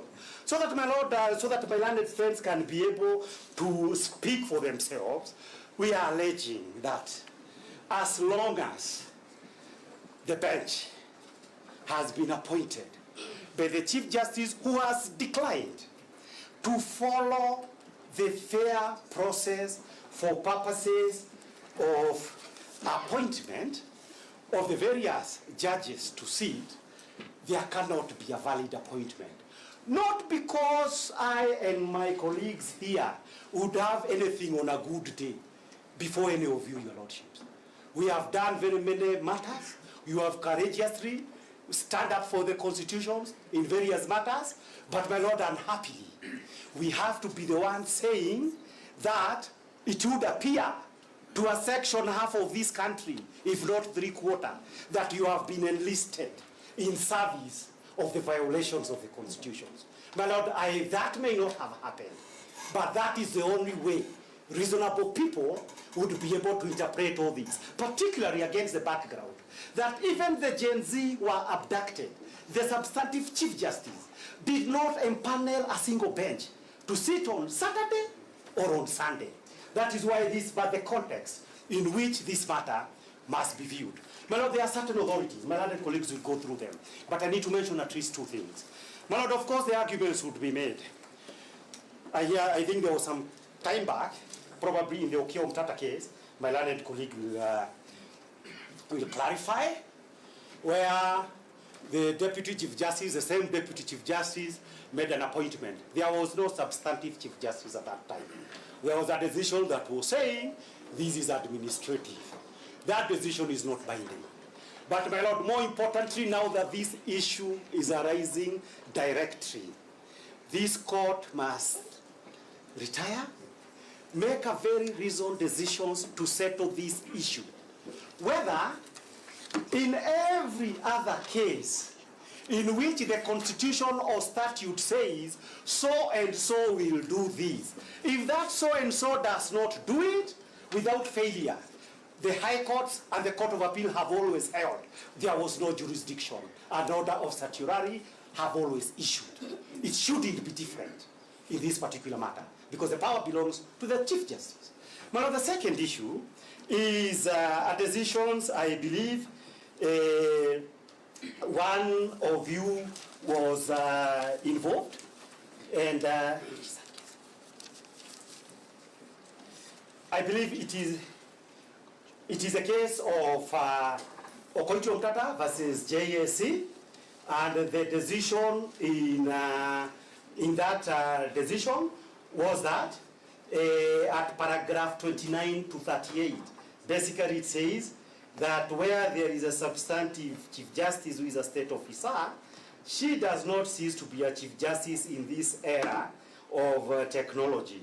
And accordingly, the Chief Justice, the CJ, does not have authority under the constitutions to assign roles assigned to that office. So that, my Lord, in this case, Even assuming that in writing the Chief Justice had assigned this role to the deputy, and that has not been alleged, it would still not be good enough, because wherever that the good Chief Justice might be, this is something that she could have done as expected her. And the people of Kenya obviously would be interested because of the nature of this matter. Why would the Chief Justice abdicate to do her job and let her deputy to do a job in a manner that aggrieves the petitioners? That is an important question, because it is the job of the Chief Justice. There is a huge mandate that is given by the Chief Justice. Do your job with the entire authority that your office carries. So it cannot just be that it is for the Deputy Chief Justice who has usurped. It is also abdication. What would be the basis for abdication? The Chief Justice not to do their job. The other case of, just 1 minute, 1 second. The other case of, I think my learned colleagues, so that it can be fast, I don't want people to knock me. My learned friend can do her. Let him do his 10 minutes, then he can do his 10 minutes. Thank you very kindly, my lords, my lady. I'll only highlight a few issues which are legal. I'll move from Article 1 of the Constitution, your lordships. That Article 1 has created organs of government. Among them is the organ of the judiciary. And it has clearly provided, your lordship, that the people of Kenya, in exercise of their sovereignty, they have delegated their powers to those organs. In this case, the power under Article 165, Clause 4, is exclusively delegated to the Chief Justice. Your lordship, in administrative law, it's right that a person who enjoys delegated powers cannot further delegate those particular powers. In this case, in this circumstance, your lordship, it is not known to the petitioners under what circumstances the Chief Justice may have delegated these powers to the Deputy Chief Justice. It is our humble submission, your lordship, that the powers and the functions under Article 165, Clause 4 are not capable of being delegated. Further to that, your lordship, you seek leave under Article 159 of the Constitution, which provides that, your lordship, that judicial power is derived from the people and shall be exercised by the courts and tribunals established by this Constitution for and on behalf of the people. That article, again, clearly indicates that this power under Article 165, Clause 4 is not capable of being delegated. How about, your lordship, in the Constitution? Your lordship, I invite you to look at Article 260 of the Constitution. It provides if a function has been created to be executed by a particular organ, it is only that organ that is capable of executing that particular function. And for the question of further delegating that particular function cannot arise so as to say that the Deputy Chief Justice had the constitutional mandate to appoint this bench to adjudicate over these particular files. Your lordship, we have put up a case that the Deputy Chief Justice has not only violated the Constitution, but also violated the rights of the petitioners to be heard under Article 50 of the Constitution. When they moved to appoint a bench of this, the bench, and failed to notify the parties herein as evidenced by the counsel appearing for the petitioner in petition number 14, it tells your lordship that the expediency for which it was done was so as to meet the objective of setting aside the orders that were granted by your brother Justice Mwongo and your brother Justice Mwita. Your lordship, when you retire to make a ruling of our application, it is important that you pay serious attention to paragraph 12 of our affidavit, paragraph 21 again of the affidavit, paragraph 22 again, and also paragraph 27. And then you might want to ask yourself, under Section 10 of the High Court Organizations, High Court Administration and Organization Act, how, under what circumstances circumstances, the Chief Justice, the Deputy Chief Justice, authorize you to sit on a Saturday? Under what circumstances did the Chief Justice herself, Deputy Chief Justice herself, sit at night, in the wee hours of the night, and got the hours, and constituted this bench? Your Lordship, it's our humble submissions that Article 10 has only arrogated that function, again, exclusively to the Chief Justice. And that the Deputy Chief Justice has no power under Section 10 of the High Court Organization and Administration Act to order you or to authorize you to sit on an odd day like that or the Saturday. Your Lordship, permit me to draw your attention again to the case of Okia Omtata. When you retire and the judgment will be highlighted by my learned friend, it is of importance, Your Lordship, that you look at paragraph 192 of that judgment. It has given the circumstances under which the Deputy Chief Justice can act in the absence of the Chief Justice. One is if the Chief Justice is indisposed, if he resigns, if he is dead, or if he is holded out of office. The question of leave, to which we are submitting without knowledge whether that is the circumstance that led to the allocation of powers by the Chief Justice, is not one of the grounds or reasons that the Chief Justice can exercise, the Deputy Chief Justice can exercise the exclusive powers meant for the Chief Justice. Finally, Your Lordship, all these avowals contained in our affidavit have not been controverted by the respondents through a replying affidavit. They have only filed the grounds of opposition, to which they shall bring to your attention the case of Container, which has been distinguished by the case of Okia Omtata. The grounds contained in our affidavit, Your Lordship, are uncontroverted and they must be admitted as such. I beg to rest my case.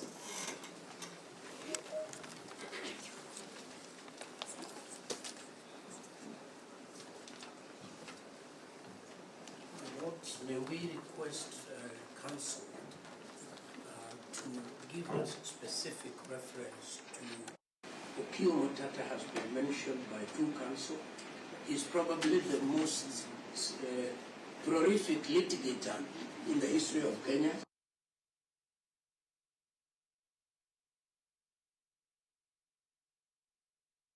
I will certainly be addressing my senior at the bar and senior at the academy, Professor Kido Mugai. It was a pleasure being with him in court. A man or woman who plants a tree, not knowing fully well that they will not sit in its shade, knows the meaning of life.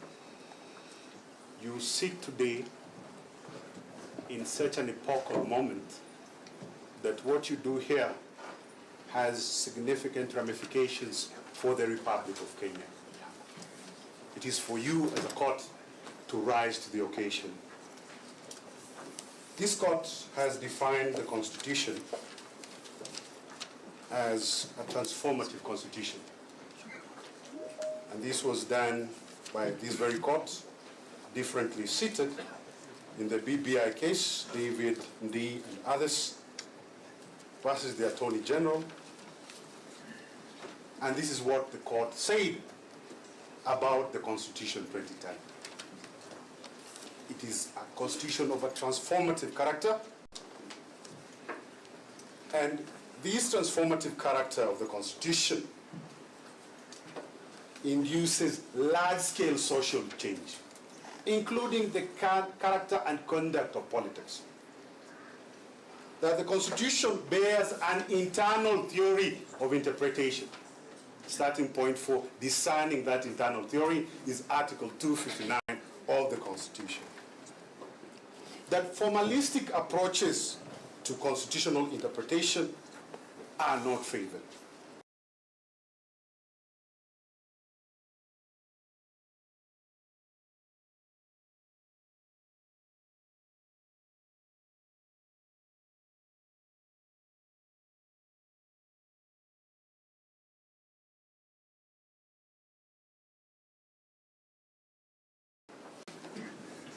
The other side has filed grounds of opposition, and in their grounds of opposition, they raise a case, Lorna Conchela and others versus the Chief Justice. That was the grounds of opposition by the Attorney General. And in that case, this High Court said that the power to appoint a bench is administrator, and that power can be performed by the Deputy Chief Justice in limited, constricted circumstances, so that the normative holder, the Chief Justice, performs it, but the Deputy Chief Justice has to perform it in certain limited circumstances. Those limited circumstances have to be demonstrable. That is Conchela. Your Lordship Justice Murima, sitting in Okoiti versus JSC and another petition, E408-2020, 2021 EKLR, I believe that is what Professor Gidi Muge was asking about. Paragraph 29 to 38. Justice Murima finds that the authority under Article 165.4 is a constitutional authority, so that that authority cannot be delegated by the Chief Justice, because the Chief Justice does not cease to be a state officer, even on leave.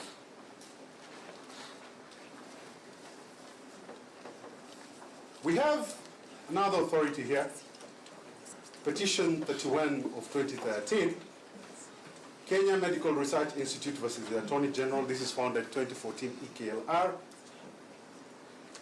at paragraph 37.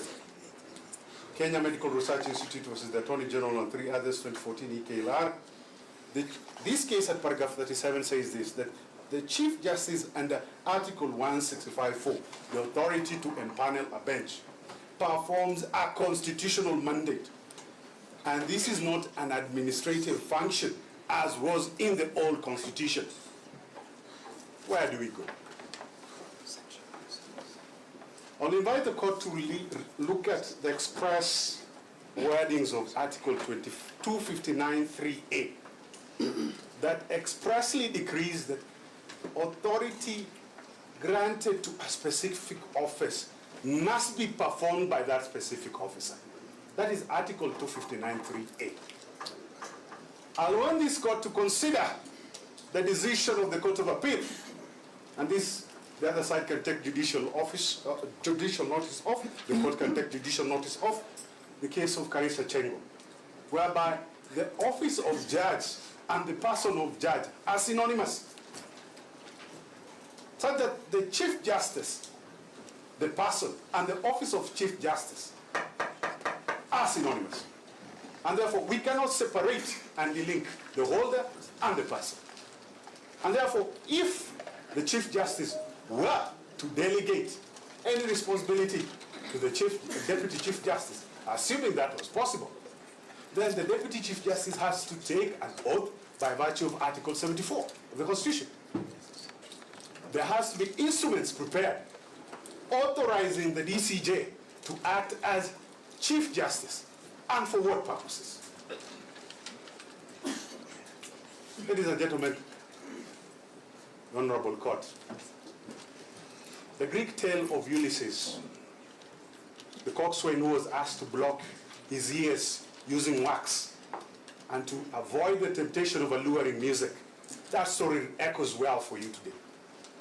There's politics, there's a lot of heat and rancor, but for you, as the court, an apex court under the Constitution, yours is to uphold and defend this Constitution as required at Article 3. That's the sole mandate of this court.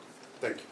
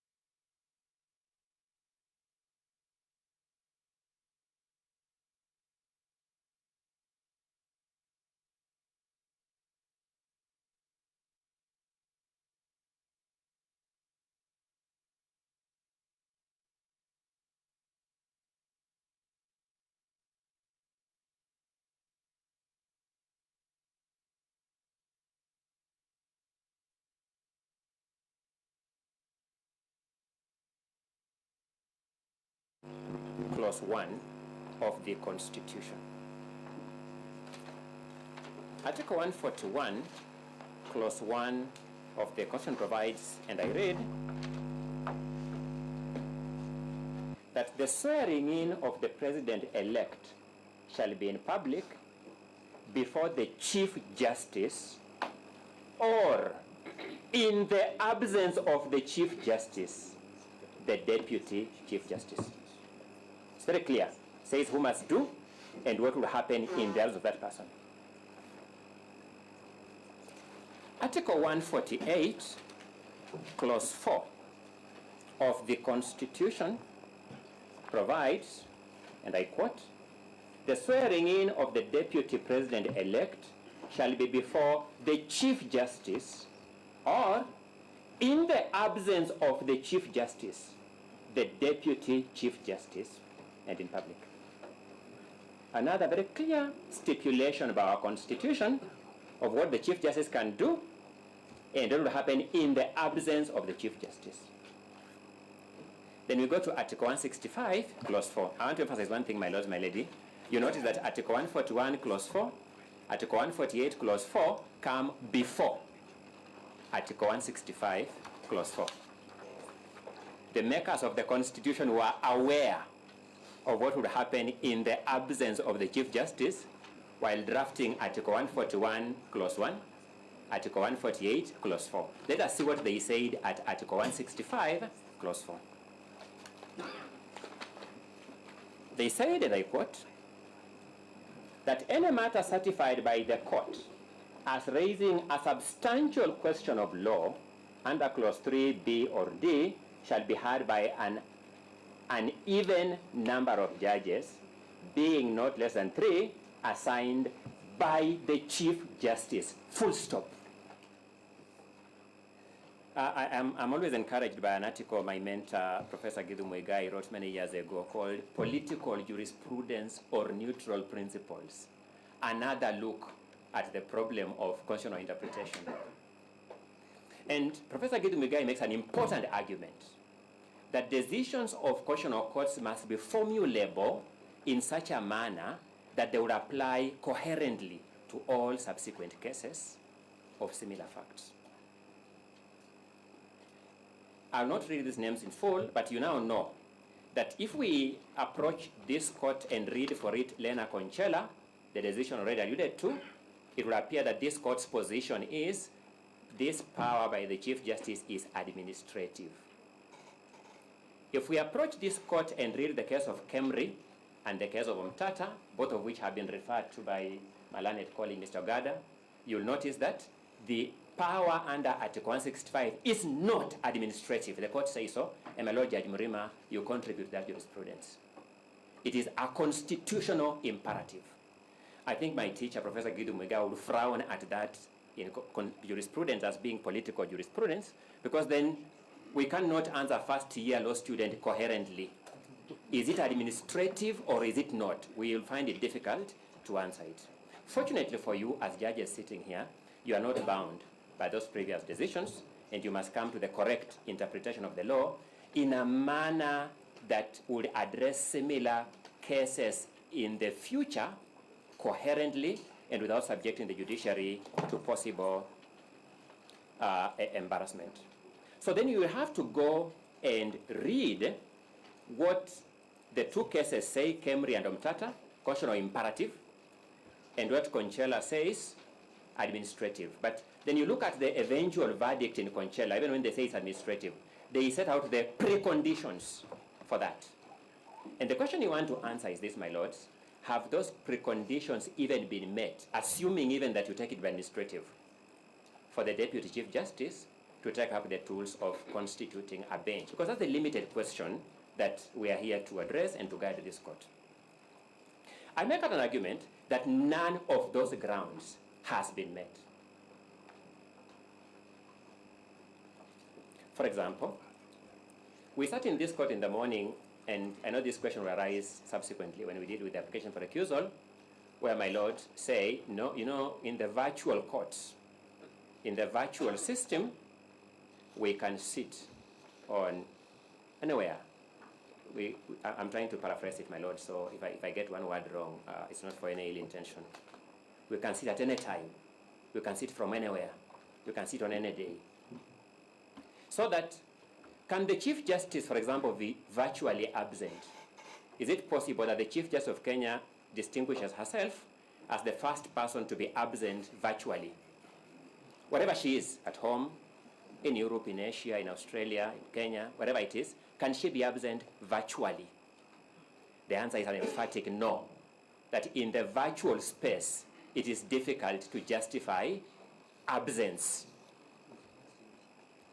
Is the Chief Justice disabled? At least, it has not been suggested by the applicant, nor the respondent, that the Chief Justice is disabled. And therefore, even looking at the Conchella decision, none of the preconditions cited there to justify the limp of administrative has been met, in which case the Deputy Chief Justice has no basis upon which she could have taken up the cudgels to constitute this bench.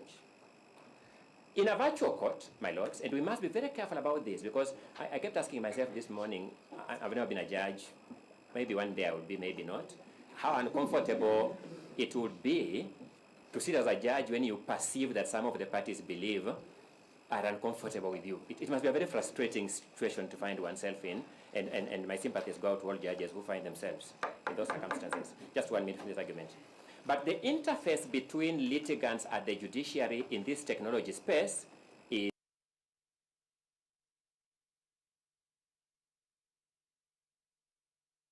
is an e-filing system that we are interacting with. None whatsoever. Is the judiciary immune from the principle of transparency and accountability? It is not. If the Deputy Chief Justice makes such a consequential move as taking up the powers vested expressly in the Chief Justice, that's a matter she must, number one, expressly disclose by lodging it in the CTS for us to interact with. Number two, provide reasons for taking up that role in that direction. We ought to have seen a decision saying, for the following reasons, I take up this role of the Chief Justice, then proceed to give directions. In the absence of that step, my lord, you have stood up as individual judges, as some of the greatest defenders of our Constitution. That character you have established in the past demands that you look at the Deputy Chief Justice in the eye and say, you may have been well-intentioned. You erred. You fell short of the constitutional standard, and therefore, by virtue of Article 2 of the Constitution, what you did was null and void. Our seating, the three of us at this bench, is null and void. We must down our tools at that juncture. Allow me to invite my senior colleague, Senior Counsel Paul Mwite, to carry forward and finish our argument. And thank you so much.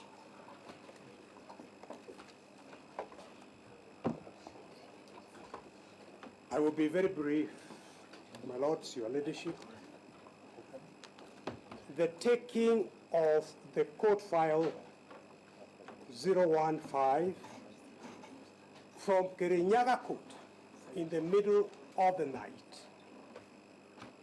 was a gross irregularity that impacts on a fair trial. The bringing of that file in the middle of the night from Kirinyaga, Kerugoya,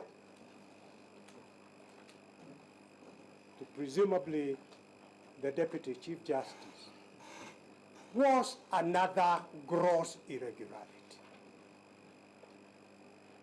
For the Deputy Chief Justice to have sat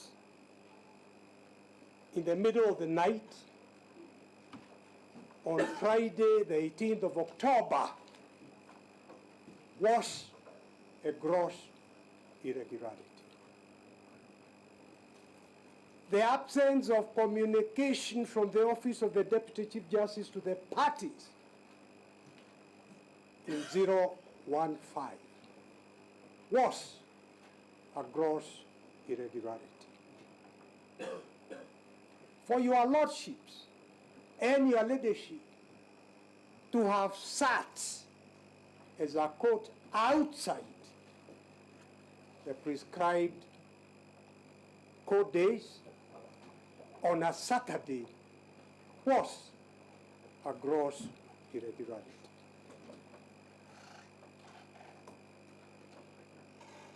The maxim that justice must not only be done, it must manifestly be seen to be done, is an extension of the right to a fair trial guaranteed in Article 50. This litany of irregularities contaminates the sitting of this bench irredeemably. And I would ask that in respect to Article 50, we do not even go into issues of recusal. Your lordships, your leadership should, on the basis of those irregularities, down your tools. And there is one I have forgotten. When this honorable bench was hearing our plea for an early date, this honorable bench said the earliest date they had was Thursday of this week. So now, with this litany of irregularities, this honorable bench found time to give a hearing today when they had said they are only available Thursday. Let justice be seen to be done. The only agency that one is able to trace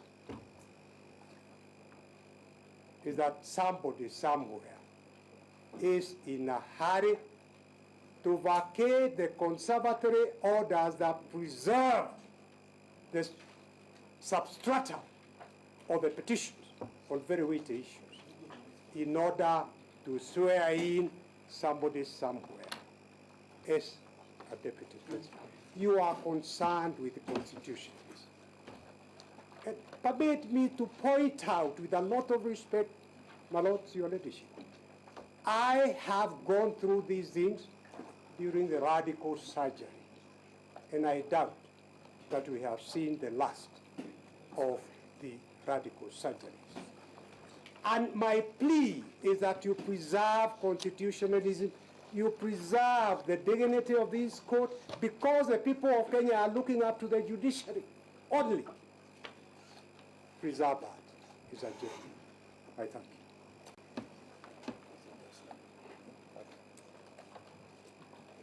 May it please you, presiding judge and members of your court, we thank you for the opportunity to reply as respondents. Before I do that, I want to thank... Please, before you speak, I thought you would be given opportunity to find out whether we are with the Paul Mite or not.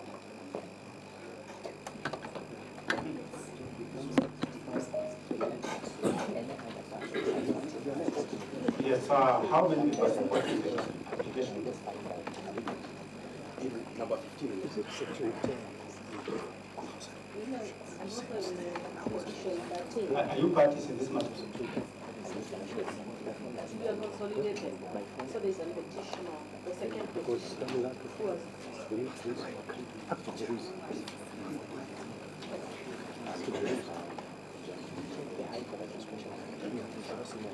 For the second petitioner,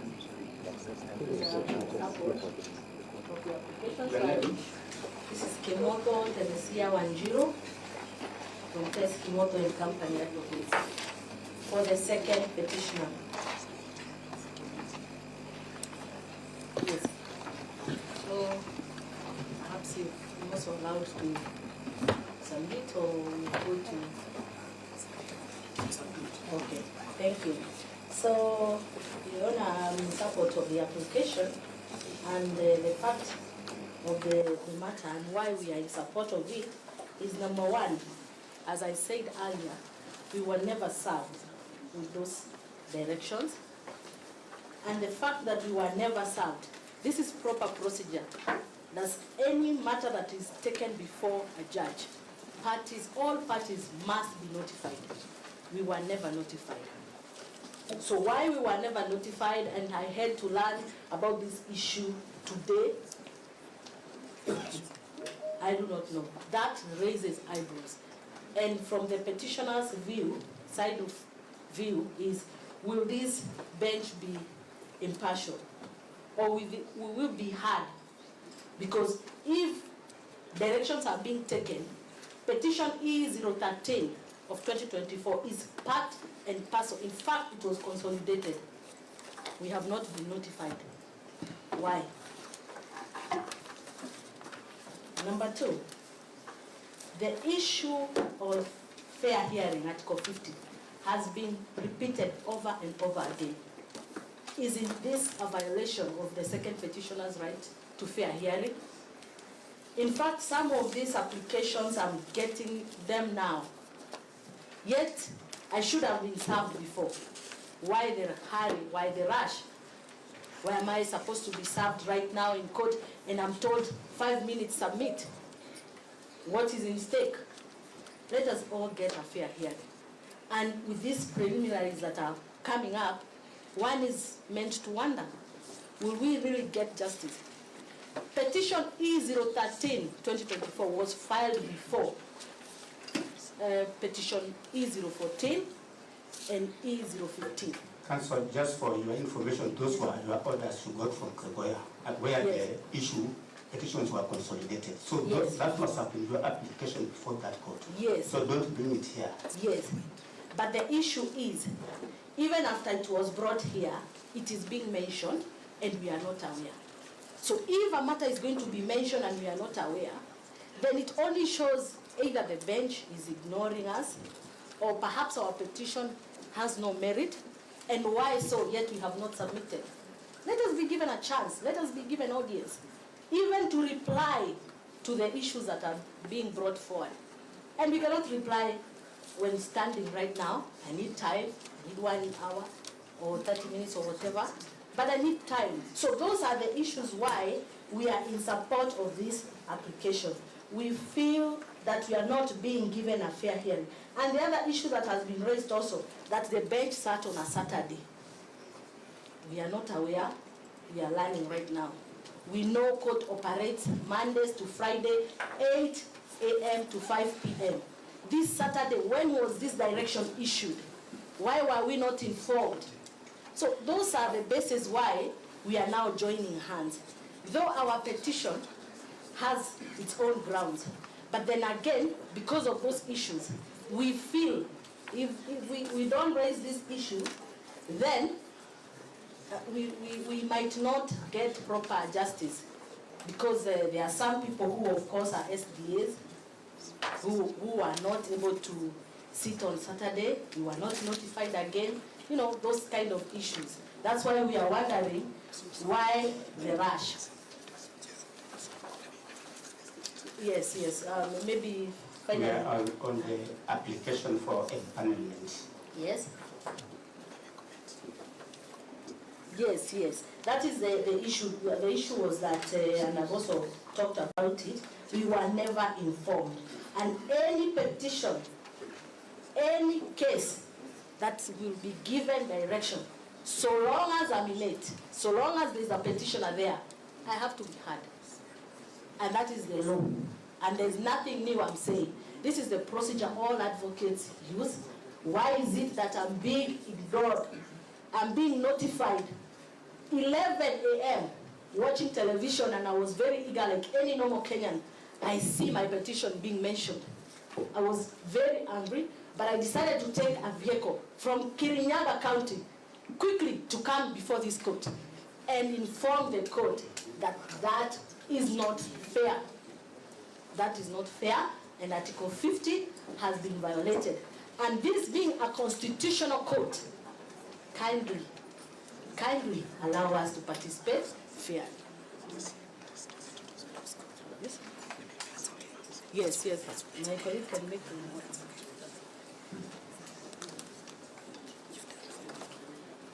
Your Lordship,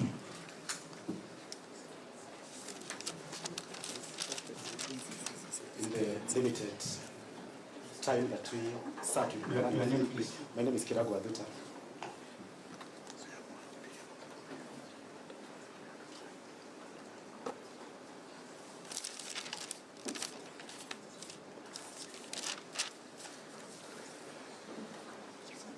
Within the limited time that we sat with my learned friend, Mrs. Kimoto, and despite all those challenges, we have come up with about 4 points which we request that we be allowed to submit on, since we may not have more time to file documents in support of the application. So kindly, my Lord, give me 5 minutes. Your Lordship, the powers that are given to the Chief Justice to empanel a bench, as submitted by my learned friends, is not a power that can be delegated. In constitutional classes, which we have the privilege to be tutored by Senior Counsel, Professor Gideon Muigai, he told us that there is a principle called delegatus non potest delegare. A delegate cannot delegate. So that the people of Kenya have delegated power to the Chief Justice to exercise that power. And the Constitution does not leave any room for delegation of that power. So now, we are before you, having been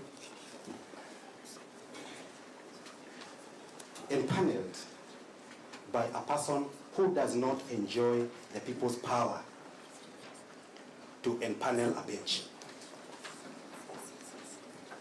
My Lord, this is a jurisdictional question rather than an administrative question. And from the decisions which have been cited by my learned friends, Kemri, Okiom Tata, and the Conchela case, one thing you learn is that in Kemri and Okiom Tata, the court said this is a constitutional function and it cannot be delegated. When you go to the Conchela case, the court allowed or said that the Deputy Chief Justice could empanel a bench. Again, it went ahead and gave some conditions. I don't want to go through all that. But Your Lordship, what you learn, again, is that shortly after the Conchela decision was made, an appeal was filed in the Court of Appeal. And who filed the appeal? It is the National Assembly, who is a respondent today. It is the Senate, again, who is a respondent today, urging you to take a contrary position. What was the argument by the National Assembly and the Senate before the Court of Appeal? The argument was the Deputy Chief Justice cannot perform this function. And on the basis of that, kindly stay the proceedings before the High Court. I'm referring to Nairobi Court of Appeal, civil application, number E097 of 2021. So the Senate and the National Assembly went and argued before the Court of Appeal. Don't allow those proceedings to go on before the High Court, because that bench, a 5-judge bench, is appointed by a person who does not have the authority to appoint. And the Court of Appeal considered that application. In the ruling, the court agreed with the National Assembly and the Senate. And the ruling does not have a paragraph numbers, but towards the end, now in finding that the Senate and the National Assembly had an arguable case, they said, as we have observed, an arguable point of appeal is not one that will ultimately succeed. The point intended to be argued whether the Chief Justice was empowered by the said article, the article we are discussing, to empanel a bench of the High Court is not an idle one. It's not an idle point. It is an arguable point.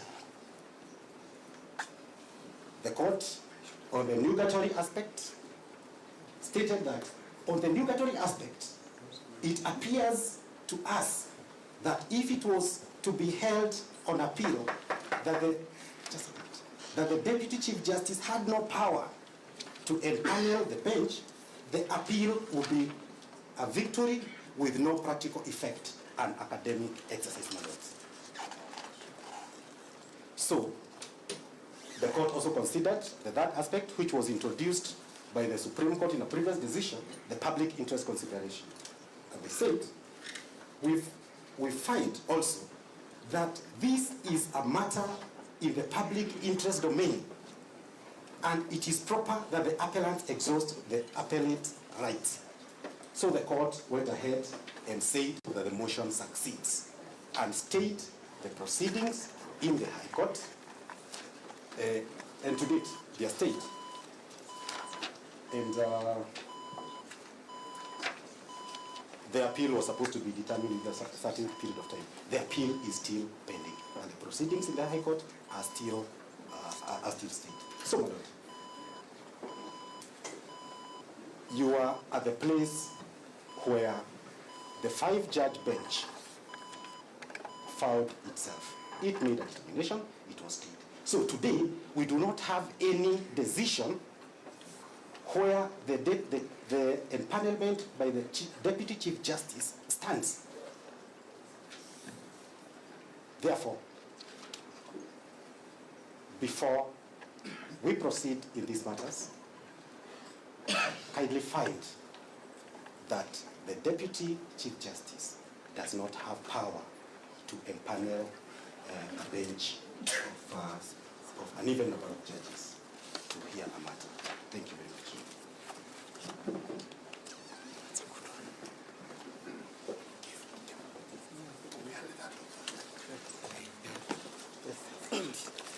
Your Lordship and my lady, if it may please you, my name is Sakimpa. I act for the third petitioner in this consolidated petition, which was Kerugoya E014 of 2024. Your Lordship, I want to begin to say that the proceedings that are before this court today are fruits of a poisoner's tree for the following reasons, my Lord. The first reason is that, Your Lordship, our matter was referred to the Honorable Lady Justice, the Chief Justice, on 11th of October 2024 for empanelment of a bench. Your Lordship, then the same has never happened until the conservatory orders in petition E015 were granted. It therefore shows, Your Lordship, that petition E014 as consolidated with 013 are here to seal the loopholes so that we cannot question why petition E015 was brought before this court before E014. Your Lordship, I just want to agree with all the submissions by my learned friends, and that is my submissions.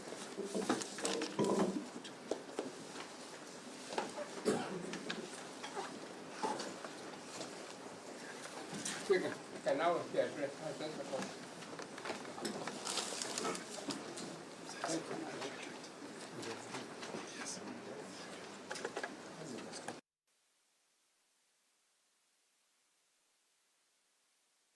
My Lord, hearing of matters during night hours, may I say to you respectfully, my Lord, that judges can hear matters at odd hours. I have done so. the colonial judges had cases at odd hours in the middle of the night, early hours of the morning, at night. I remember appearing before Chief Justice Simpson, Blatt, Darkel, Sir James Witt. These would be cases with simple matters, like individuals who want bail at night because probably they have been in the bar, they have drunk a lot, and they want bail. You would rush to a judge's home or the Chief Justice's home, and he would grant bail. It's a beautiful custom, beautiful practice, and I invite you very respectfully, my lords, that you endorse it in your ruling. It gave justice to people. It was a good practice. Instances like in Mombasa, Your Honor, you would have foreigners who have had children, but still minors, with our local girls, and they want now to fly out with these little children at odd hours. They want to get to work, they want to get to the ships at odd hours, and you would rush to a judge at night, and he would give you an order, and you go and stop it. During those days, Your Honor, something that I don't see these days, I wish it could be reinstated. You would have names of the judges in publications, like telephone directories. Their telephone numbers would be there. You would know where they live. You would rush to a judge's home because you know where he lives and so on, and he would grant you orders. We no longer have that type of thing at all. I wish it could be reinstated. It was helpful. It handed down justice to the court. I recall one judge I appeared before, and I think he had me talking to his askaris at night, and he came out, shouted, "Who is that?" Somebody said, "Oh, it's a Khaminwa. He wants to come and be heard." And he shouted at me and said, "Khaminwa, I want you to know I'm not a judge during the day. I can't hear you, the time is over." And I returned and told him, "Judge, the world would be shocked to hear, or the country would be shocked to hear, you are only a judge during the day, and at night you are not a judge." My Lord, let us reinstate that practice, say so very loudly in the ruling. But then, coming to the instant case, what has happened is completely wrong. Your Honor, the Deputy Chief Justice, his powers are set out in Articles 147, 148, 149, 150, 151. He has enormous powers. He's a person who can become a President of the Republic at any time.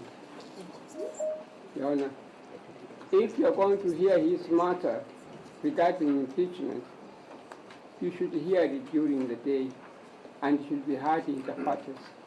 It's not a matter that can be heard ex parte at all. What the Deputy Chief Justice or whoever he is could have done is to get on the phone and get in touch with the Attorney General, get in touch even with the advocates, and ask them, "Can you come?" But they should not have heard this matter ex parte. This is not a matter that can be heard ex parte at all. And then also, when you look at the Constitution, my Lord, the Constitution seems to be very clear. I will refer you to Article 165 of Article 4. 165 of Article 4. If you permit me just to read it to the court.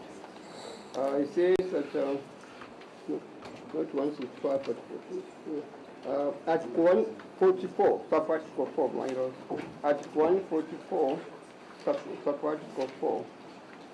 It says that 144, sub-Article 4. So sorry, I'm not getting it clearly. 144, sub-Article 4.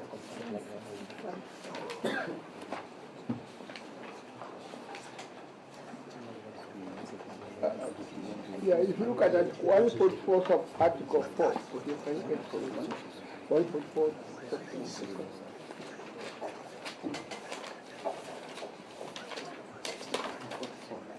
144. Yeah.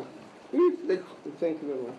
If the Chief Justice is unable to appoint a tribunal under Clause 3, the Deputy Chief Justice shall appoint such a tribunal. So you see very clearly, Your Honor, where the Deputy Chief Justice can act, it is set out in the Constitution very clearly. Now, in this particular case, it is not set out in the Constitution regarding impeachment. It does not confer power on the Deputy Chief Justice at all. If I may also refer your Lordship to impeachment provisions relating to the Deputy Chief Justice, Article 144, Article 145, Article 150, Article 1B. Those provisions are expressed. Now, the next thing I may wish to deal with is, if you could look at Article 165, Article 4, 165, Article 4.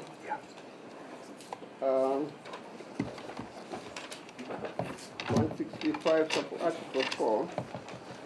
It says that any matter certified by the court as raising a substantial question of law under Clause 3B or D shall be heard by an even number of judges, being not less than 3, assigned to the Chief Justice. Now, before the Chief Justice appoints the 3 judges, he takes into account a number of things, my lords. You take into account the experience of the judge that he is appointing. You take into account things like whether it would probably bring a conflict of interest. You take into account whether there would be objections from certain individuals and so on for him not to do that at all. It takes into account a lot of things. It's not just an exercise where he writes down the names of judges immediately. He takes into account a lot of things before he appoints one and so on. Now, in this particular case, Your Honor, this will not have, it's not power that can be delegated to the Deputy Chief Justice at all. It is specifically and expressly delegated to the Chief Justice.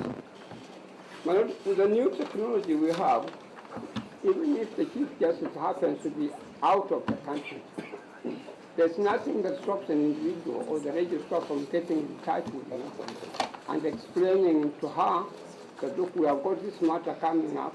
There is an issue of appointing 3 judges to hear. Can we have your views? And she would probably say that, look, why don't we have so and so, so and so, so and so, so and so? And she would actually assign the judges to hear such matters. I would emphasize, and I also feel myself with my land friends, that there has been a miscarriage of justice.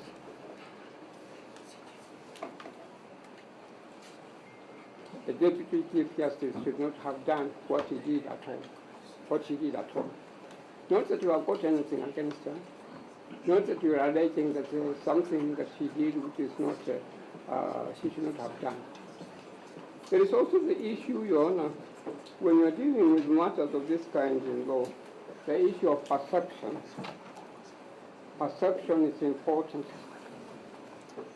When a Chief Justice performing, a Deputy Chief Justice performing such a kind of job or exercising such a power, what perception are other people going to get?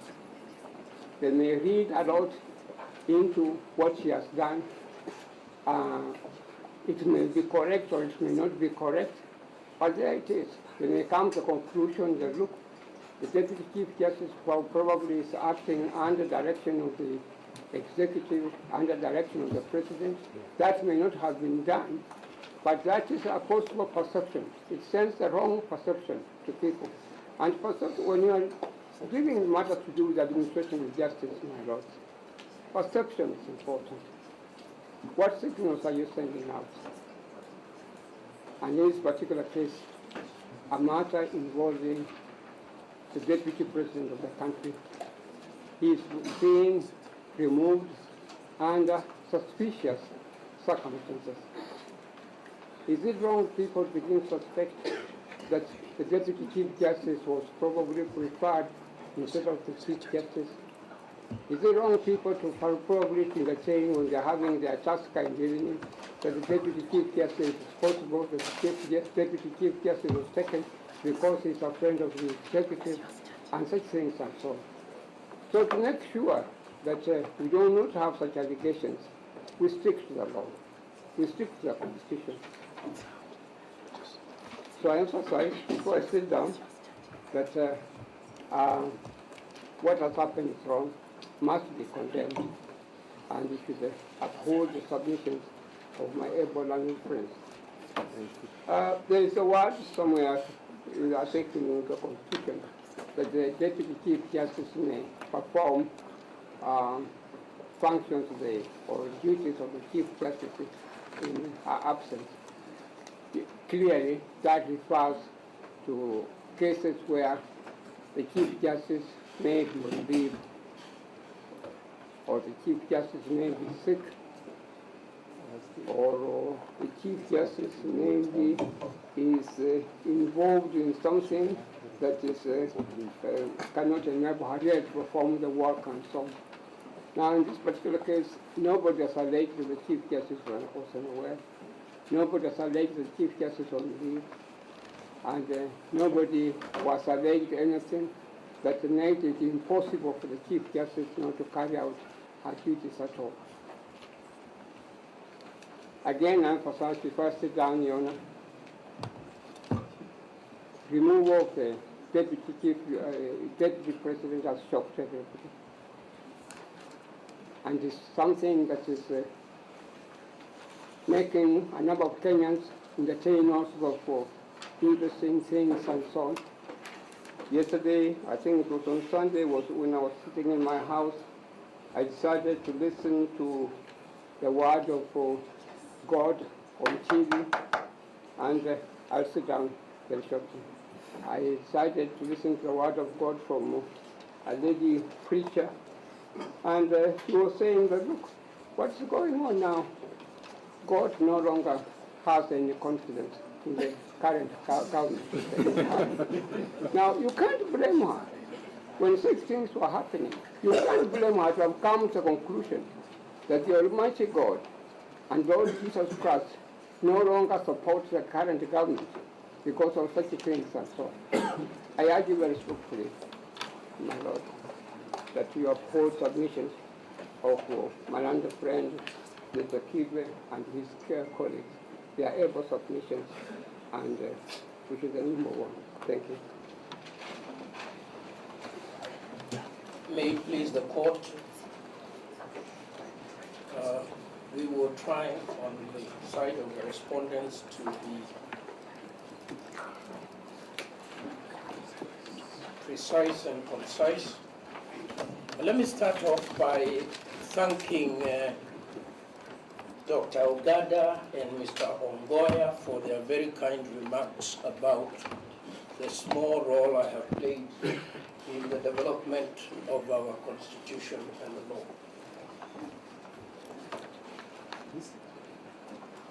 Thank you very much. I also want to thank Council for the civility that has been observed in the presentation of this matter, and I do hope that the respondents will also remain civil so that we extend the proper respect that the court deserves. I am instructed by the Honorable the Attorney General, the very eminent Dorcas Odwor, our first female Attorney General,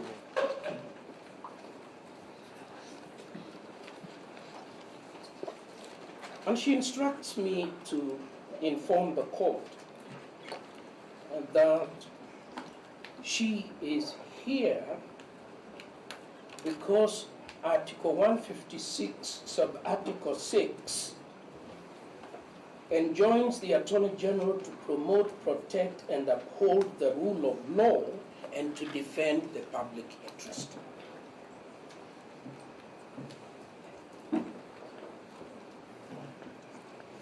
the people of Kenya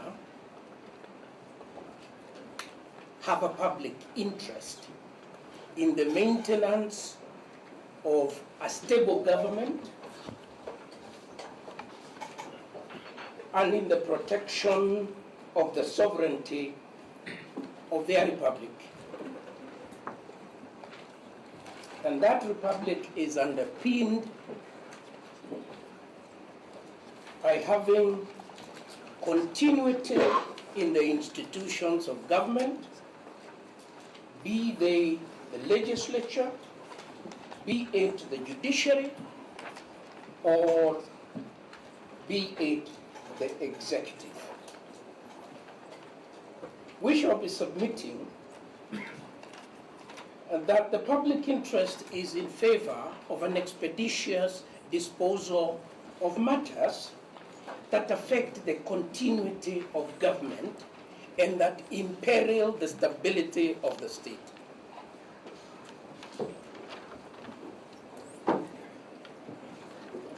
And that human rights are not only accorded to individual applicants, they are also accorded to the collectivity called Kenya. And the people of Kenya, they also have human rights. I agree with my learned friend, Mr. Ongoya, who is a very eminent constitutional jurist and a practitioner of the constitutional law. I agree with him when he says the Constitution 2010 in many ways is transformative, has introduced more versatility in the protection of human rights. That is true. I also agree with him when he says that the Constitution must be construed in a manner to give full effect and protection to the rule of law and to human rights. But I further submit this, that the Constitution too must be interpreted so as not to create an absurdity.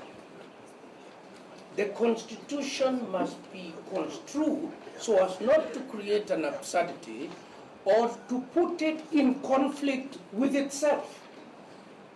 What is the purpose of the Constitution? To establish the state. What is its further purpose?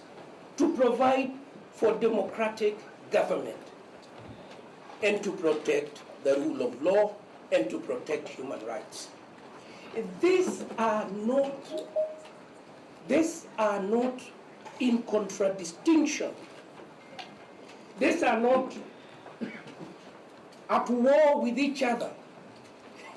A stable government, a sovereign people, and human rights are not in conflict with each other. They are in harmony. It is the work of the court to interpret in order to create that harmony. When the court is invited to interpret the Constitution so as to create an absurdity, it must refuse to do so. This afternoon, you are being invited to interpret the Constitution to create an absurdity. Why is it an absurdity? The Deputy Chief Justice of the Republic of Kenya can swear in the President of the Republic of Kenya into office. What a huge power. What a huge authority. The Deputy Chief Justice of the Republic of Kenya can empanel a panel of judges, can appoint a tribunal to remove the president from office. What a huge responsibility. What huge authority. But wait a minute. The Deputy Chief Justice cannot assign duties to judges.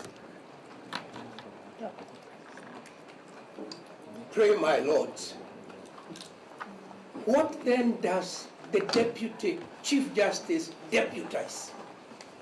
What does she deputize? In many jurisdictions, like those referred to by the distinguished counsel on the other side, in many jurisdictions, including the United States, there is no office of Deputy Chief Justice.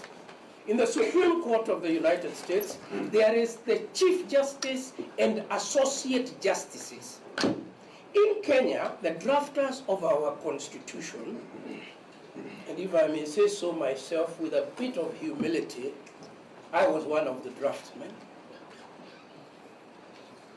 Knowing that in other countries there was no office of Deputy Chief Justice, decided in Kenya there shall be an office of Chief Justice to deputize the Chief Justice. In doing what? I'll be very brief. That is to be found in the Constitution itself and in the statute. And I think I will leave my learned friend, Mr. Ngobo, to deal with that. But let me, in the 2 minutes I've been granted by this gracious lady, make 1 point, 2 points. Beneficiaries of ex parte orders stand before this court and say only they are entitled to ex parte orders. They are here to complain that they went before Judge Mongo, they went before Judge Mwita, they got ex parte orders with finality, and that was okay. But when the Attorney General went ex parte, and all her prayers were refused, except the prayer to send the matter to the Chief Justice, she was wrong. How is that possible? My lords, I want you to remember, because it is in your file, the transmission from Kirigoya is in the portal, unless my learned friends are saying they have never seen the portal itself. Yeah? The registrar in Kirinyaga, Honorable Wanyama, writes a letter, yes, saying, good evening, kindly find attached the document for your attention. It has a time to the Chief Justice. It is on the 18th, and it is 1545. It is 1545. It is 3:45 in the afternoon. So when counsel repeats again and again, things were done at night. Well, a lie can go halfway around the world before truth wears its pants. It is not true. It is not true. The registrar sends the order at 3:45 in the afternoon. I stop there so that my learned friend may continue. Thank you. My lords, I will take it up from there, and I will dive right into the constitutional questions.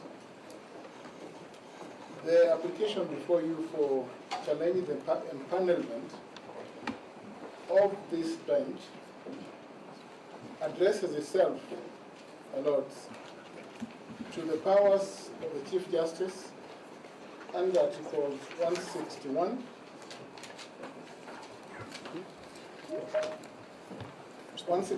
(2)(a) and (b), that establishes the office of the Chief Justice as head of the judiciary and of the Deputy Chief Justice as the deputy head of the judiciary. And conversely, my lords, to Articles 163, 1b, that again provides that the Deputy Chief Justice shall deputize the Chief Justice and be the Vice President of the Supreme Court. My lords and your ladyship, it is now beyond peradventure, and again quoting from the CTS, that while counsel submitted that there may be instances of delegation. They ignored, my lords and your leadership, that the law expressly provides instances or gives direction as to when the Deputy Chief Justice shall exercise the powers of the Chief Justice. And my lords, this is expressly set out at Section 5, subsection 2A of the Judicial Service Act, Cap 185B of the laws of Kenya. The Judicial Service Act expressly provides, my lords, that the Chief Justice can deputize, or the Deputy Chief Justice will exercise the powers of the Chief Justice in the absence of the Chief Justice. My lords, the CTS and my learned friend, Professor Gideon Mugai, referred to this. There are only 2 professors senior counsels here, so he must be correct.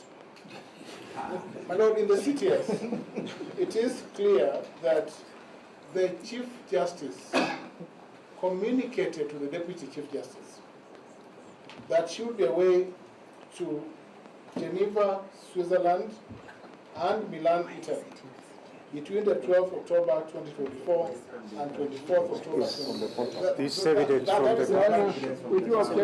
It's in the bank. It's on record. It's on record. Senior counsel and my pupil master Paul Muted. Keep your voice calm.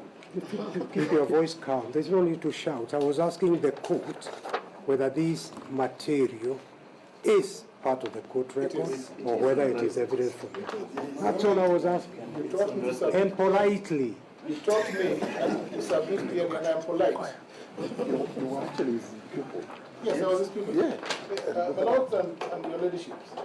It is Your Lordship, it therefore is important that in my address to the court, I indicated that the respondents in that application did not file any replying affidavit, through which this material could then be introduced before you. My Lord, it is part of the record. The record. The material which is in the court portal is part of the court record. Yes. Your Lordship, if it is not on the portal, it's okay. If the material is in the court portal, it's part of the court record. Your Lordship, Just for good order, my lords, that we make progress. Then we know, because we access the portal through particular case numbers, in which case file is this material available so that we can just log in and be able to see it.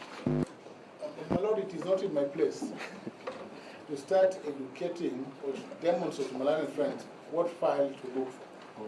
Because this is important. I would have had no other way of accessing. Professor, can you just give us a reference? Yes, I had. For purposes of clarity. Yes, my Lord, 05, we have 3 cases that are consolidated.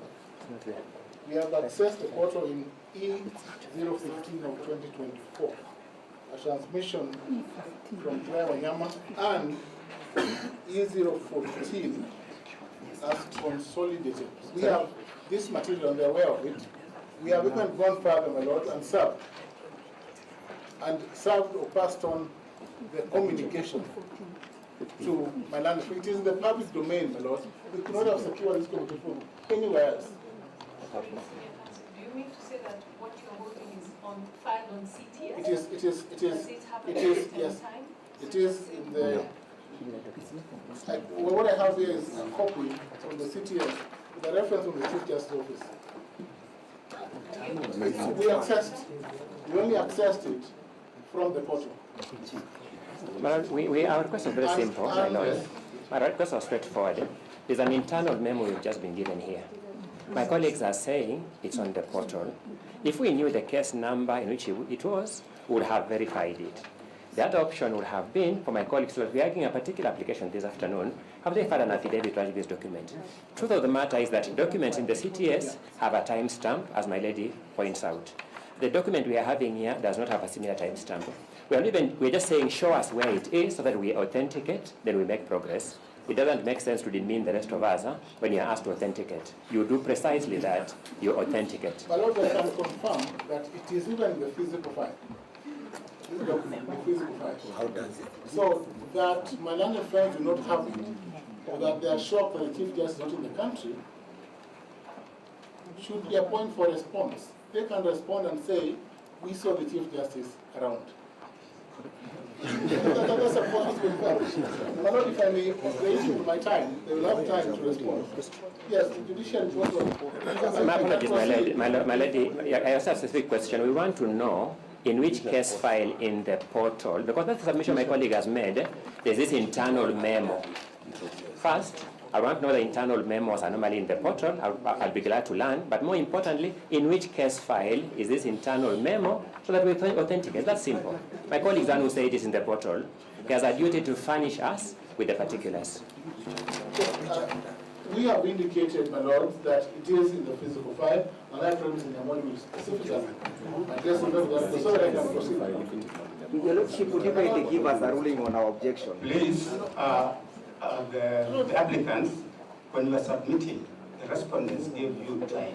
Please just give them time to make their submissions. You are going to respond. There will be time for you to make a response. My Lord, the proceedings before you are in the public interest. They are in the public interest, and therefore the question of time management, my Lords, and the need for expeditious disposal of the application before you cannot be overstated.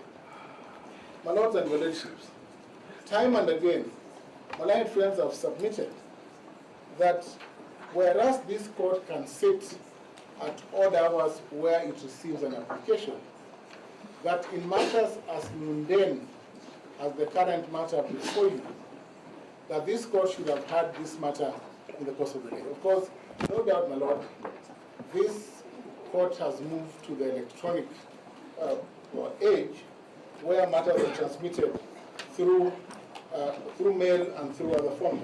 My Lord, but most fundamentally, we are here to challenge ex parte orders, not inter parte orders, not orders given inter partes. And my learned friends therefore cannot speak from both sides of the mouth that where you are dealing with matters of the impeachment of the deputy president, such as this, that ex parte orders cannot be issued, yet they obtained ex parte orders that necessitated the filing of the application before you. My Lord, what we're dealing with here is a removal under Article 145, and which the law defines as final under Article 145(7) of the Constitution. When therefore my learned friends submit about the office of the Deputy President, they seem to forget that Article 145(7) refers to the finality of the Act of Senate. And therefore, all the orders obtained under the subject, all the orders obtained under the subject of this proceeding, my Lord, were obtained after the impeachment proceedings, after the act of impeachment. And it is therefore important, my Lord, in the interest of all of us, that these matters are resolved expeditiously and timelessly, so that this court can move to the next phase. The next phase, my Lord, would be dealing with the question of the next step. My Lords and your Lordships, it is clear that my learned friends do not want to proceed to that phase. And that is, we have all these multiple applications and the inability of the applicants to want to be confined to the question of time. They want to speak throughout the night. On our part, we want to sanitize this proceedings, my Lord, and stick to the point that the application does not meet the threshold set out for recusal, because recusal is also a prayer in this. They have advanced no reason at all to want this court to recuse itself or to find that it was not empaneled in line with Articles 161, 163, 52A of the Judicial Act. You opine, my Lords, that this bench was properly constituted by the Deputy Chief Justice, exercising powers donated to her by the Chief Justice, unless they say that there's another Chief Justice. Thank you.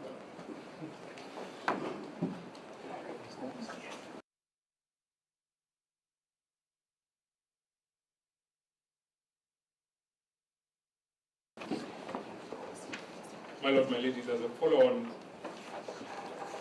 to the submission by my two learned senior colleagues, I wish to respond further to the application as follows. There has been a lot of water under the bridge since we convened, or since this court convened at about 11:15 or 11:30 this morning. But as I am no doubt members of the court will be able to quickly figure out, the single issue that is before you is a challenge as to the regularity of this, of the referral of the 3 or 4 matters to this bench by the Honorable the Deputy Chief Justice, the Honorable the Deputy Chief Justice of the Republic of Kenya. And I wish to commence my response to that objection by saying as follows. The Chief Justice occupies 3 distinct constitutional offices. 3 separate and distinct constitutional offices. First, the Chief Justice, by dint of Article 161, Sub-Article 2A of the Constitution of this Republic, is the head of the judiciary. By dint of Article 163(1), the Chief Justice is the President of the Supreme Court. And by dint of Article 248, Sub-Article 2E, the Chief Justice is the chairperson of a constitutional commission established under Chapter 15 called the Judicial Service Commission. Members of the court, I wish to take just a moment to demonstrate how the Chief Justice is deputized in these 3 distinct constitutional offices. In respect of her capacity as the President of the Supreme Court, Article 163, Sub-Article 1B is clear that the Chief Justice shall be the President of the Supreme Court, A, and that B, the Deputy Chief Justice shall deputize for the Chief Justice and shall be the Vice President of the Court. That is the first constitutional office. The second constitutional office is the head of the judiciary, and I will come back to Article 161 in a moment. Suffice it to say that it is in Article 161, Sub-Article 2, that the office of the Chief Justice is established. And Article 161, Sub-Article 2 states as follows. There is established the office of the Chief Justice, who shall be the head of the judiciary. I will come back substantively to 2B in a moment. But it is important that for the purposes of the commission established under Article 248, Sub-Article 2E, the Deputy Chief Justice is then not the Vice Chairperson of that commission. In the Judicial Service Commission, the DCJ does not deputize the Chief Justice. Now, it is our position for the respondents that the function that the Chief Justice exercises under Article 165, Sub-Article 4 is the function set out in Article 161, Sub-Article 2A. That is not the President of the Supreme Court, that is not the chairperson of the Judicial Service Commission, but that function is exercised by the Chief Justice in her capacity as the head of the judiciary.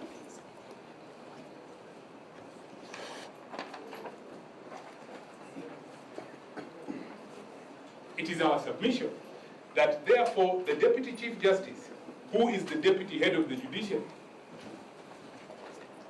by dint of Article 161, Sub-Article 2B, can exercise the functions of the Chief Justice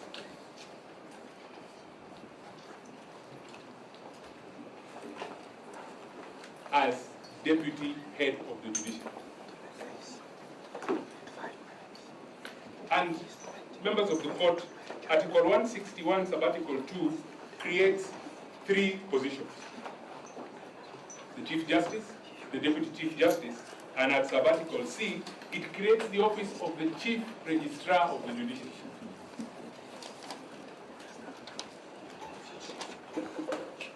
Now, the Chief Registrar of the Judiciary doesn't deputize the Deputy Chief Justice. but the Deputy Chief Justice deputizes the Chief Justice. That does not require any interpretation. That is really comprehension as a matter of English. It is then for the Deputy Chief Justice, in instances where the Chief Justice is unable to act as the head of the judiciary, the Deputy Chief Justice can then perform that function. Members of the court, I submit that the decision in Lina Conchela is good law. And the facts in Lina Conchela are important. When you retire to consider your decision in this matter, you will note that the only respondent in Lina Conchela was the Chief Justice. The only respondent in Lina Conchela was the Chief Justice. If, for the sake of argument, we go along with the submissions made by our learned colleagues for the applicants this evening, that the Deputy Chief Justice then cannot deputize for the Chief Justice, then in Lina Conchela, when a judge of the High Court certified that the issue in that matter was one fit and proper for an expanded bench under Article 163.4, 165.4, then going by the argument, then there would be nobody to empanel the bench because the Chief Justice was a party. How can he or she empanel a bench in a party where there are respondents? That is the absurdity in the argument by the other side.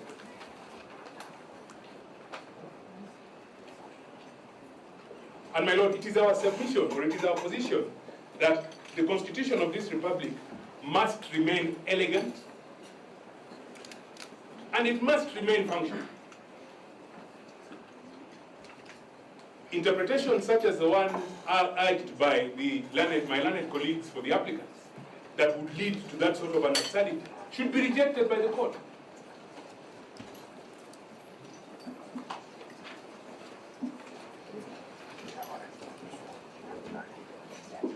It is my position, as I am on my feet this evening, as I have been consistent, that the Constitution says what it says.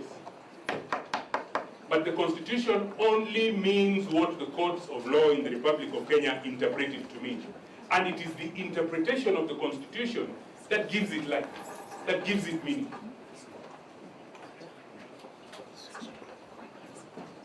And, my lords, my lady, it is therefore my submission that it is a proper interpretation of the Constitution, flowing from the express provisions of Article 161, sub-article 2A and B, that your empanelment was regular. As I take my seat,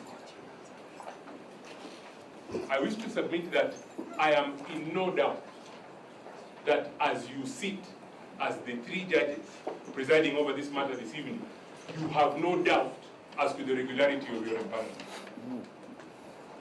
Because if you did, and flowing from the accolades that have been heaped upon you by learned counsel for the applicants, then you would not touch this file. There are other files that are equally urgent, that deal with the same issue, that have been brought to your attention this morning, this afternoon, and maybe again this evening, where you have said, in the absence of that direction, under Article 165, sub-article 4, you are unable to deal with those matters. So, my lords, my ladies, being satisfied, or you being satisfied with the regularity of your empanelment, this application is for dismissal. And I must add, with costs. So that the important substance in this matter can be determined by the court. I'm most obliged.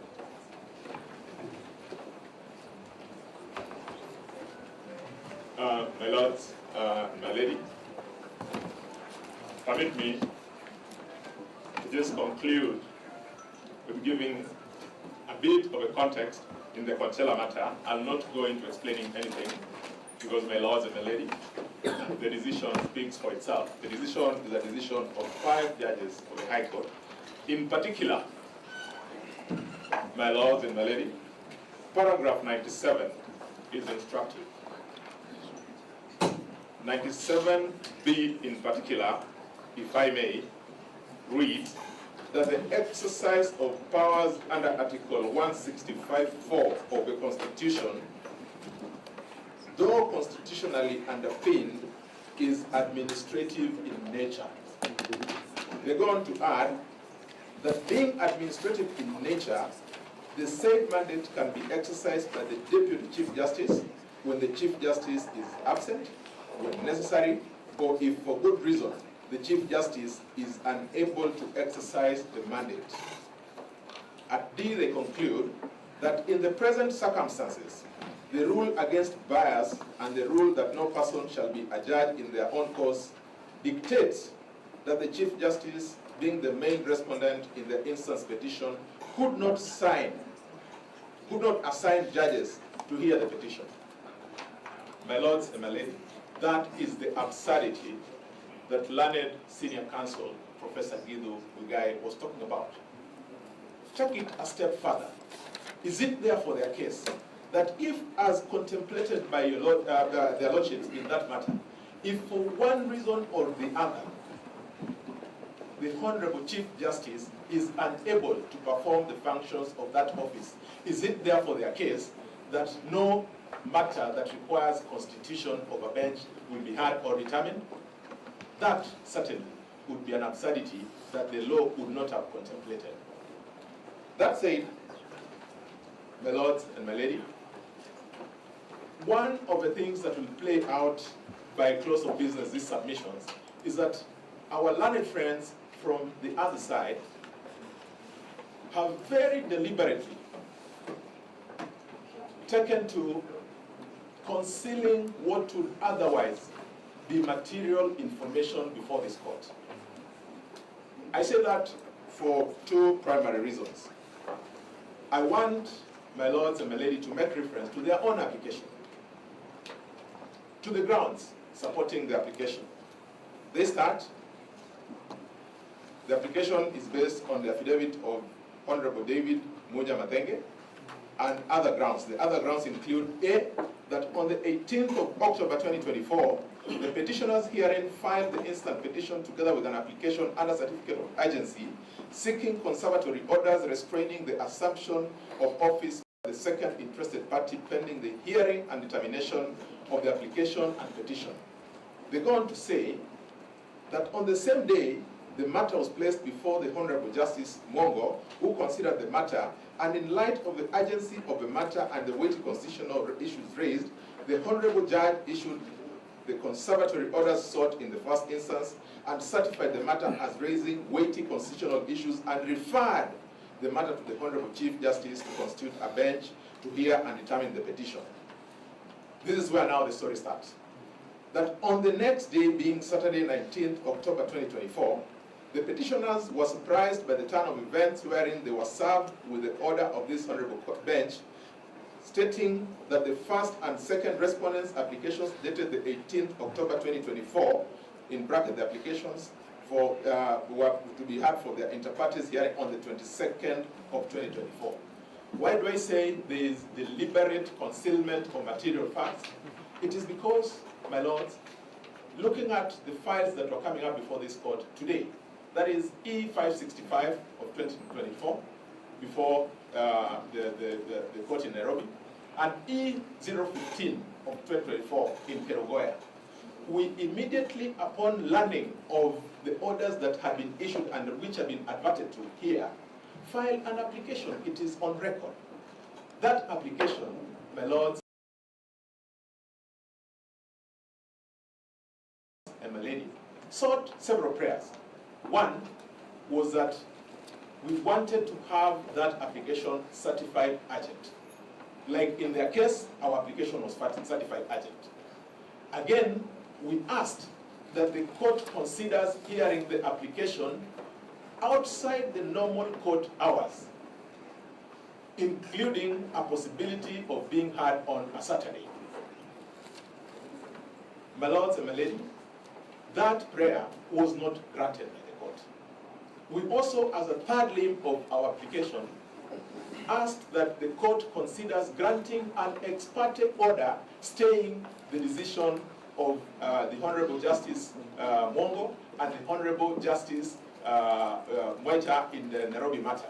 Again, my lords and my lady, that prayer was not granted. What followed was then the court, as would be the normal practice of that court, gave directions on how this application was to be dealt with. That is how we ended with the date of 2022. I mean, the 22nd of October 2024. And why this is important, lords and ladies, why is it their case that when they file an application and get orders, it is convenient, it is okay, there is justice. When they get another order in Nairobi, it is okay, there is justice. When we get an order merely certifying our matter as being urgent, then there is, I mean, all hell breaks loose. And we are saying, if only our colleagues had sought to present this material before this court, we would not be talking about what we're talking about now. It would have been manifestly clear that we were here on account of an application. My lords and my lady, I've had very strange submissions coming up this afternoon. Submissions including that at the ex parte stage where the court is supposed to be giving directions, the parties expected that the court to have been given notice. Since when, my lords, do the courts in this division, and indeed any other division, attend to matters under certificate, and at the ex parte consideration of those orders, invite parties for hearing of those orders? Why then do we call them ex parte? That submission, my lords and my lady, I repeat, is not for the consumption of this court. That submission can only go to serve an audience that is outside this court, because the people in this court are fully aware of the rules governing the conduct of matters in this court. But let's allow me a few more minutes just to point out a few other areas which then could speak to the reality of why then the omission of this material fact is then now being used to place this insinuation that the court either did something that was untoward, or the Honorable, the Deputy Chief Justice did something that is untoward.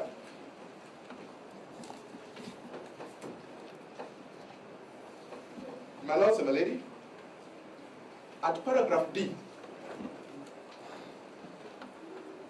the respondents in the application say, subsequent to the reference of a matter to the Chief Justice on the 18th, the petitioners reasonably expected that once the Chief Justice issued directions on the file regarding empanelment, the petitioners would also be invited for mention before the bench for directions as was directed by the Honorable Judge. If they didn't have an application, on what basis, therefore, was an order going to be issued to them? One would have expected that that would be something that would come from a party not represented. But a party represented would certainly be talking to an audience other than this audience. At paragraph G, my lords and my lady, they say they now have a direct accusation on her ladyship, the Honorable Deputy Chief Justice. Say that the Deputy Chief Justice violated Article 1, 10, 27, and 50 of the Constitution in ordering this bench to hear and determine 3 matters in which conservatory orders had been issued against the government of Kenya and its organs, namely, there is no such order that came from a perusal of the file could speak for itself. All that the Honorable, the Deputy Chief Justice did was to constitute the bench. And if anything, this same bench is a bench that had been constituted by the Chief Justice herself. Questions that we ask ourselves. Why is it that when we appeared before this very bench last week on Tuesday, on the hearing of their own application, we sat up to midnight? Today, because it is the issue is on the other side, it becomes irregular. That cannot possibly be a parity of arms when you're dealing with a question of justice.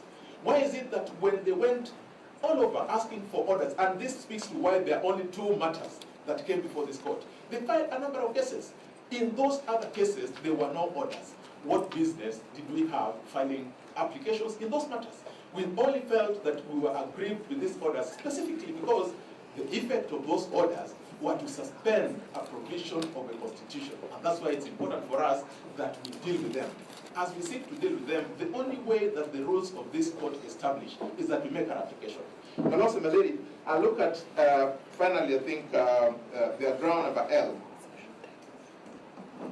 that they also sought to know the circumstances that led the Chief Justice to delegate to the Deputy Chief Justice. That I think has been spoken to. My lords, my ladies, what then comes out is that if our counterparts had been candid with the facts in the file as they speak, we would not be wasting time as we are right now. We would have had an opportunity to speak to the matters on the basis of the accuracy of the files. We would not be casting aspersions on the court as we have seen. We would not be casting aspersions on her ladyship, the Deputy Chief Justice, as we have seen. We will not be casting aspersions on the Chief Justice as we have seen. My Lord and my Lady, I repeat that submission is meant to achieve two reasons, and two reasons only. One, to delay the proceedings that are before you today. We have an application, and at the right time we'll be seeking and insisting to have it heard. And number two, to then create this negative impression, which I suppose is meant to be used at a later stage. I rest my case.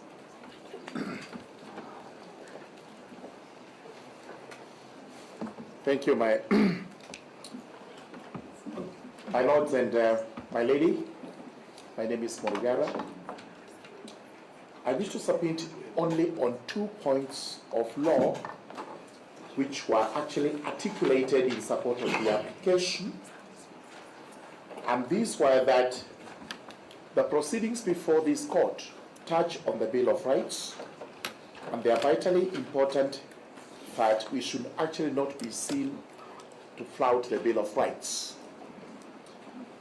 The Bill of Rights is Chapter 4 of our Constitution, runs all the way from Article 19 to 50. But I wish to remind the court that the Bill of Rights applies to every party that comes before the court, and it's not just one party. The proceedings we have before the court are very important to the petitioner. They are equally important to the respondents.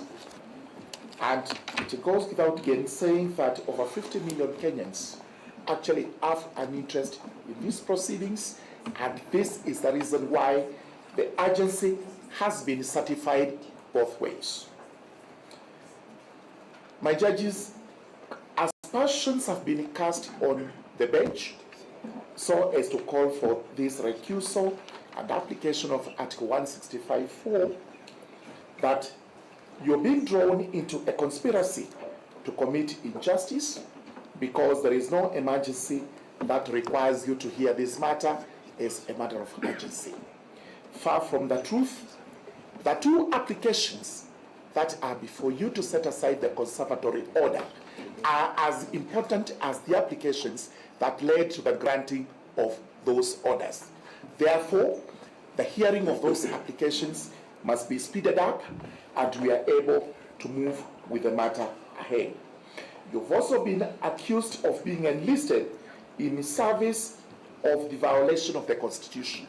Again, far from the truth, because this is an allegation being made against you, while the position of the respondents is that justice must be served expeditiously and as required by our Constitution. Finally, Article 165(4), which uses the word assign and not appoint. Inasmuch as this is a constitutional responsibility for the Chief Justice to assign, it is purely administrative. The word used is not appoint. We are using other words like empaneling and what have you. But, sorry, the word used is assign. And therefore, if the Chief Justice is not able to assign, nothing stops the Deputy Chief Justice from making the assignment.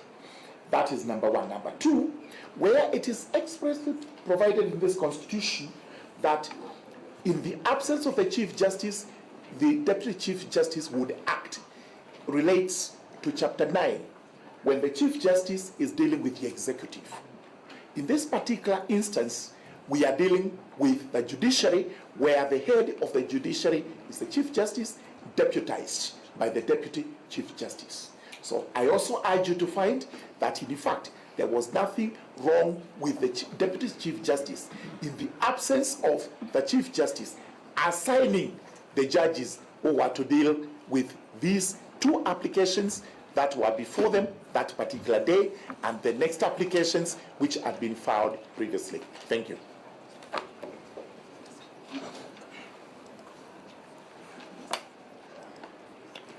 my Lord, in 2 minutes, my Lord, as you retire to consider the application, Midimo is my name, my Lord. I would invite you to consider Article 259, my Lord, Sub-Article 3, and particularly, my Lord, B and C thereof. And if you allow me, my Lord, I'll read it out. And it states that every provision of this Constitution shall be construed according to the doctrine of interpretation, that the law is always speaking, and therefore, among other things, B, any reference to, in this Constitution to a state or other public office or officer or a person holding such an office includes a reference to the person acting in or otherwise performing, my Lord, underline, otherwise performing the functions of the office at any particular time. My Lord, it's not disputed that the CJ was out of the country, and that, my Lord, the DCJ was performing the functions, my Lord, of the CJ at that particular point in time. And, my Lord, our attention have been drawn to the communication from the CJ that had particularly asked the DCJ to take charge. My Lord, therefore, Article 259 3B provides an answer to the question that is before you. And, my Lord, lastly, I'll read Article 259 3C, which reads, my Lord, and it says, a reference in this Constitution to an office, state organ, or locality named in this Constitution shall be read with any formal alteration necessary to make it applicable in the circumstances. My Lord, the circumstances before you were that the CJ was not available to give the directions or assign the bench. What the DCJ did, my Lord, was applicable in the circumstances. I invite you, my Lord, to refer to that provision when you'll be making your ruling. I thank you.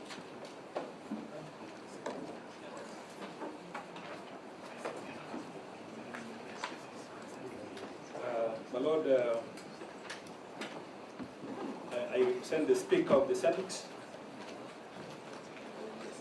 And my Lord, allow me to make very brief submissions without repeating what my colleagues have said.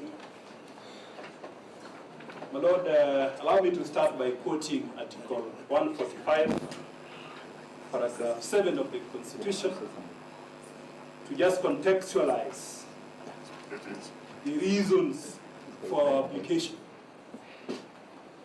on Friday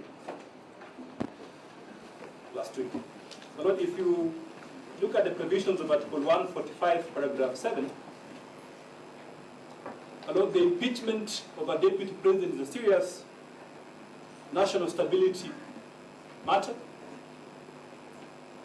My Lord, because after a vote by the Senate, in accordance with Article 145(7), the deputy president, my Lord, it says at least 2/3 of all members of the Senate, when they vote to uphold any of the impeachment charges, the president shall cease to hold office. In this case, as contextualized, the deputy president, the former deputy president, in this case, Mr. Rigathi Gachagua, ceased to hold office. My Lord, look at it also in the context of Article 22. My Lord, this former deputy president, in exercise of his right in the Bill of Rights, my Lord, moved the court by way of a petition. My Lord, on Friday, that 18th of October, 2024. My Lord, conservatory orders were issued, which, in accordance with the petition, with the respondent's perspective, appear completely problematic. And, my Lord, they required immediate intervention in terms of the respondents, my Lord, moving the court. Because, my Lord, the flip side of Article 22 is that whereas you have a right to file a case in court, and seek conservatory orders in accordance with Article 23, paragraph 3A. A conservatory order which is discretionary. It means you are suing a respondent. Well, that respondent equally has a concomitant right to move to court, to interfere, to set aside, to ask the court to vary that conservatory order. My Lord, the grant of that conservatory order is discretionary. So, my Lord, there is nothing cast in stone in terms of the respondent, my Lord, coming to court to make an urgent application for the setting aside of that conservatory order. My Lord, there is also nothing strange for the court in public interest. My Lord, for the court in public interest, having looked at the grounds of this application to set aside these conservatory orders, my Lord, for the court to apply Rule 3 of the Mutunga Rules, my Lord, to make a just, expedient, and my Lord, proportionate decision in terms of directions on how to dispose of this matter. My Lord, again, under Section 60 of the Evidence Act, we all need to take judicial notice of the fact that my Lord, now we have the e-filing system. My Lord, when such extraordinary matters come to court, my Lord, the court is empowered. My Lord, at any time, my Lord, at any time of the day, my Lord, at any time to access the system, and my Lord, to give appropriate directions for the expeditious resolution of this dispute. My Lord, they benefited from these orders on Friday. My Lord, unlike them, my Lord, we had the courtesy, because my Lord, we saw the court orders in the social media, and we responded accordingly. But my Lord, unlike them, we were courteous enough to serve the orders which were issued by this court to the respondents. So it cannot lie in the respondent's mouth to say that they have been ambushed to come to court, to the extent that they come to court and say that we are acting under protest. We did serve them with these court orders. And my Lord, on the last aspect of that point is that, my Lord, then this petition, who has come to court under certificate of urgency, my Lord, having absented himself on, at the Senate on Thursday for health reasons. Lord, may I please on record objection? My Lord, I'm just winding up, my Lord, to emphasize. Yeah, but he did not absent himself. Sickness is not absenting himself. My Lord, I can rephrase. My Lord, I can rephrase. My Lord, this petition as well avoid it. Yes, my Lord. This petition. My Lord, may I say he apologizes. My Lord, may I say this to you? Let him avoid it. May I say this to you? Yeah, my Lord, I'm avoiding may I say that. this to the inspector? He has avoided it. My Lord, justice administered without mercy and wisdom is not justice.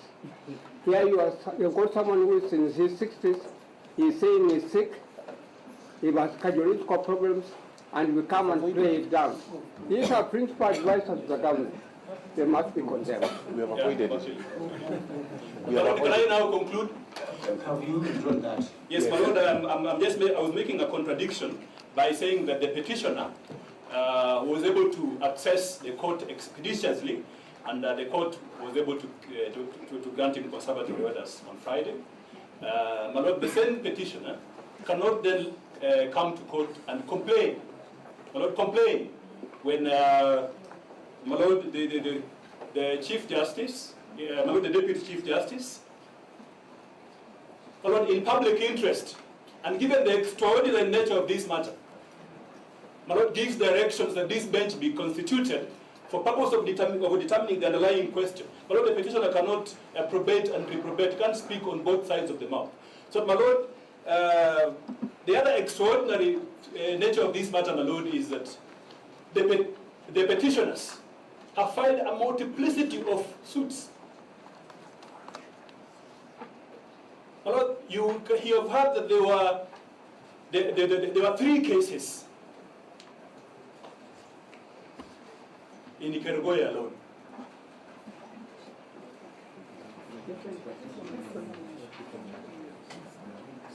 My Lord, other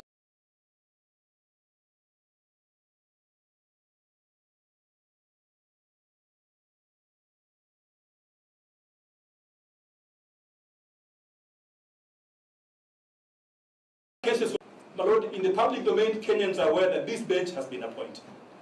So, my Lord, what is wrong? What is so different? What is so strange for the Deputy Chief Justice when the Chief Justice is away?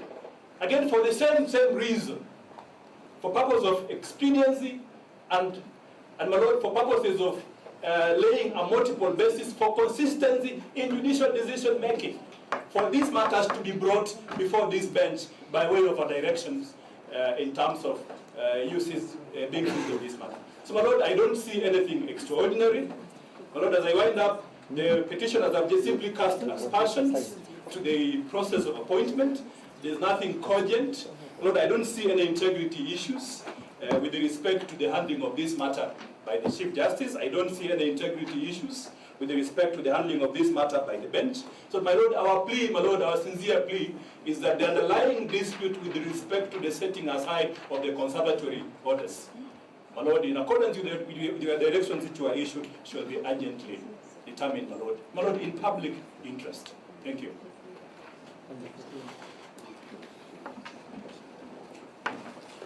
My Lord,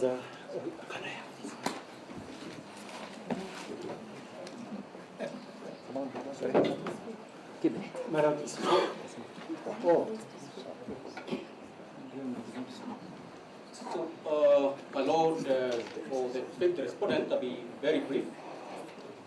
I just wish to remind us, yes, Dr. Kamodo, I think, for the fifth respondent, for the sixth respondent now, in the new order.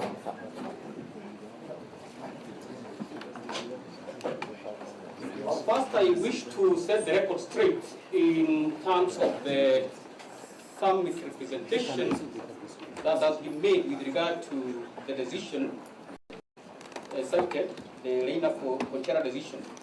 When the petitioners were submitting, they were not aware that I am one of the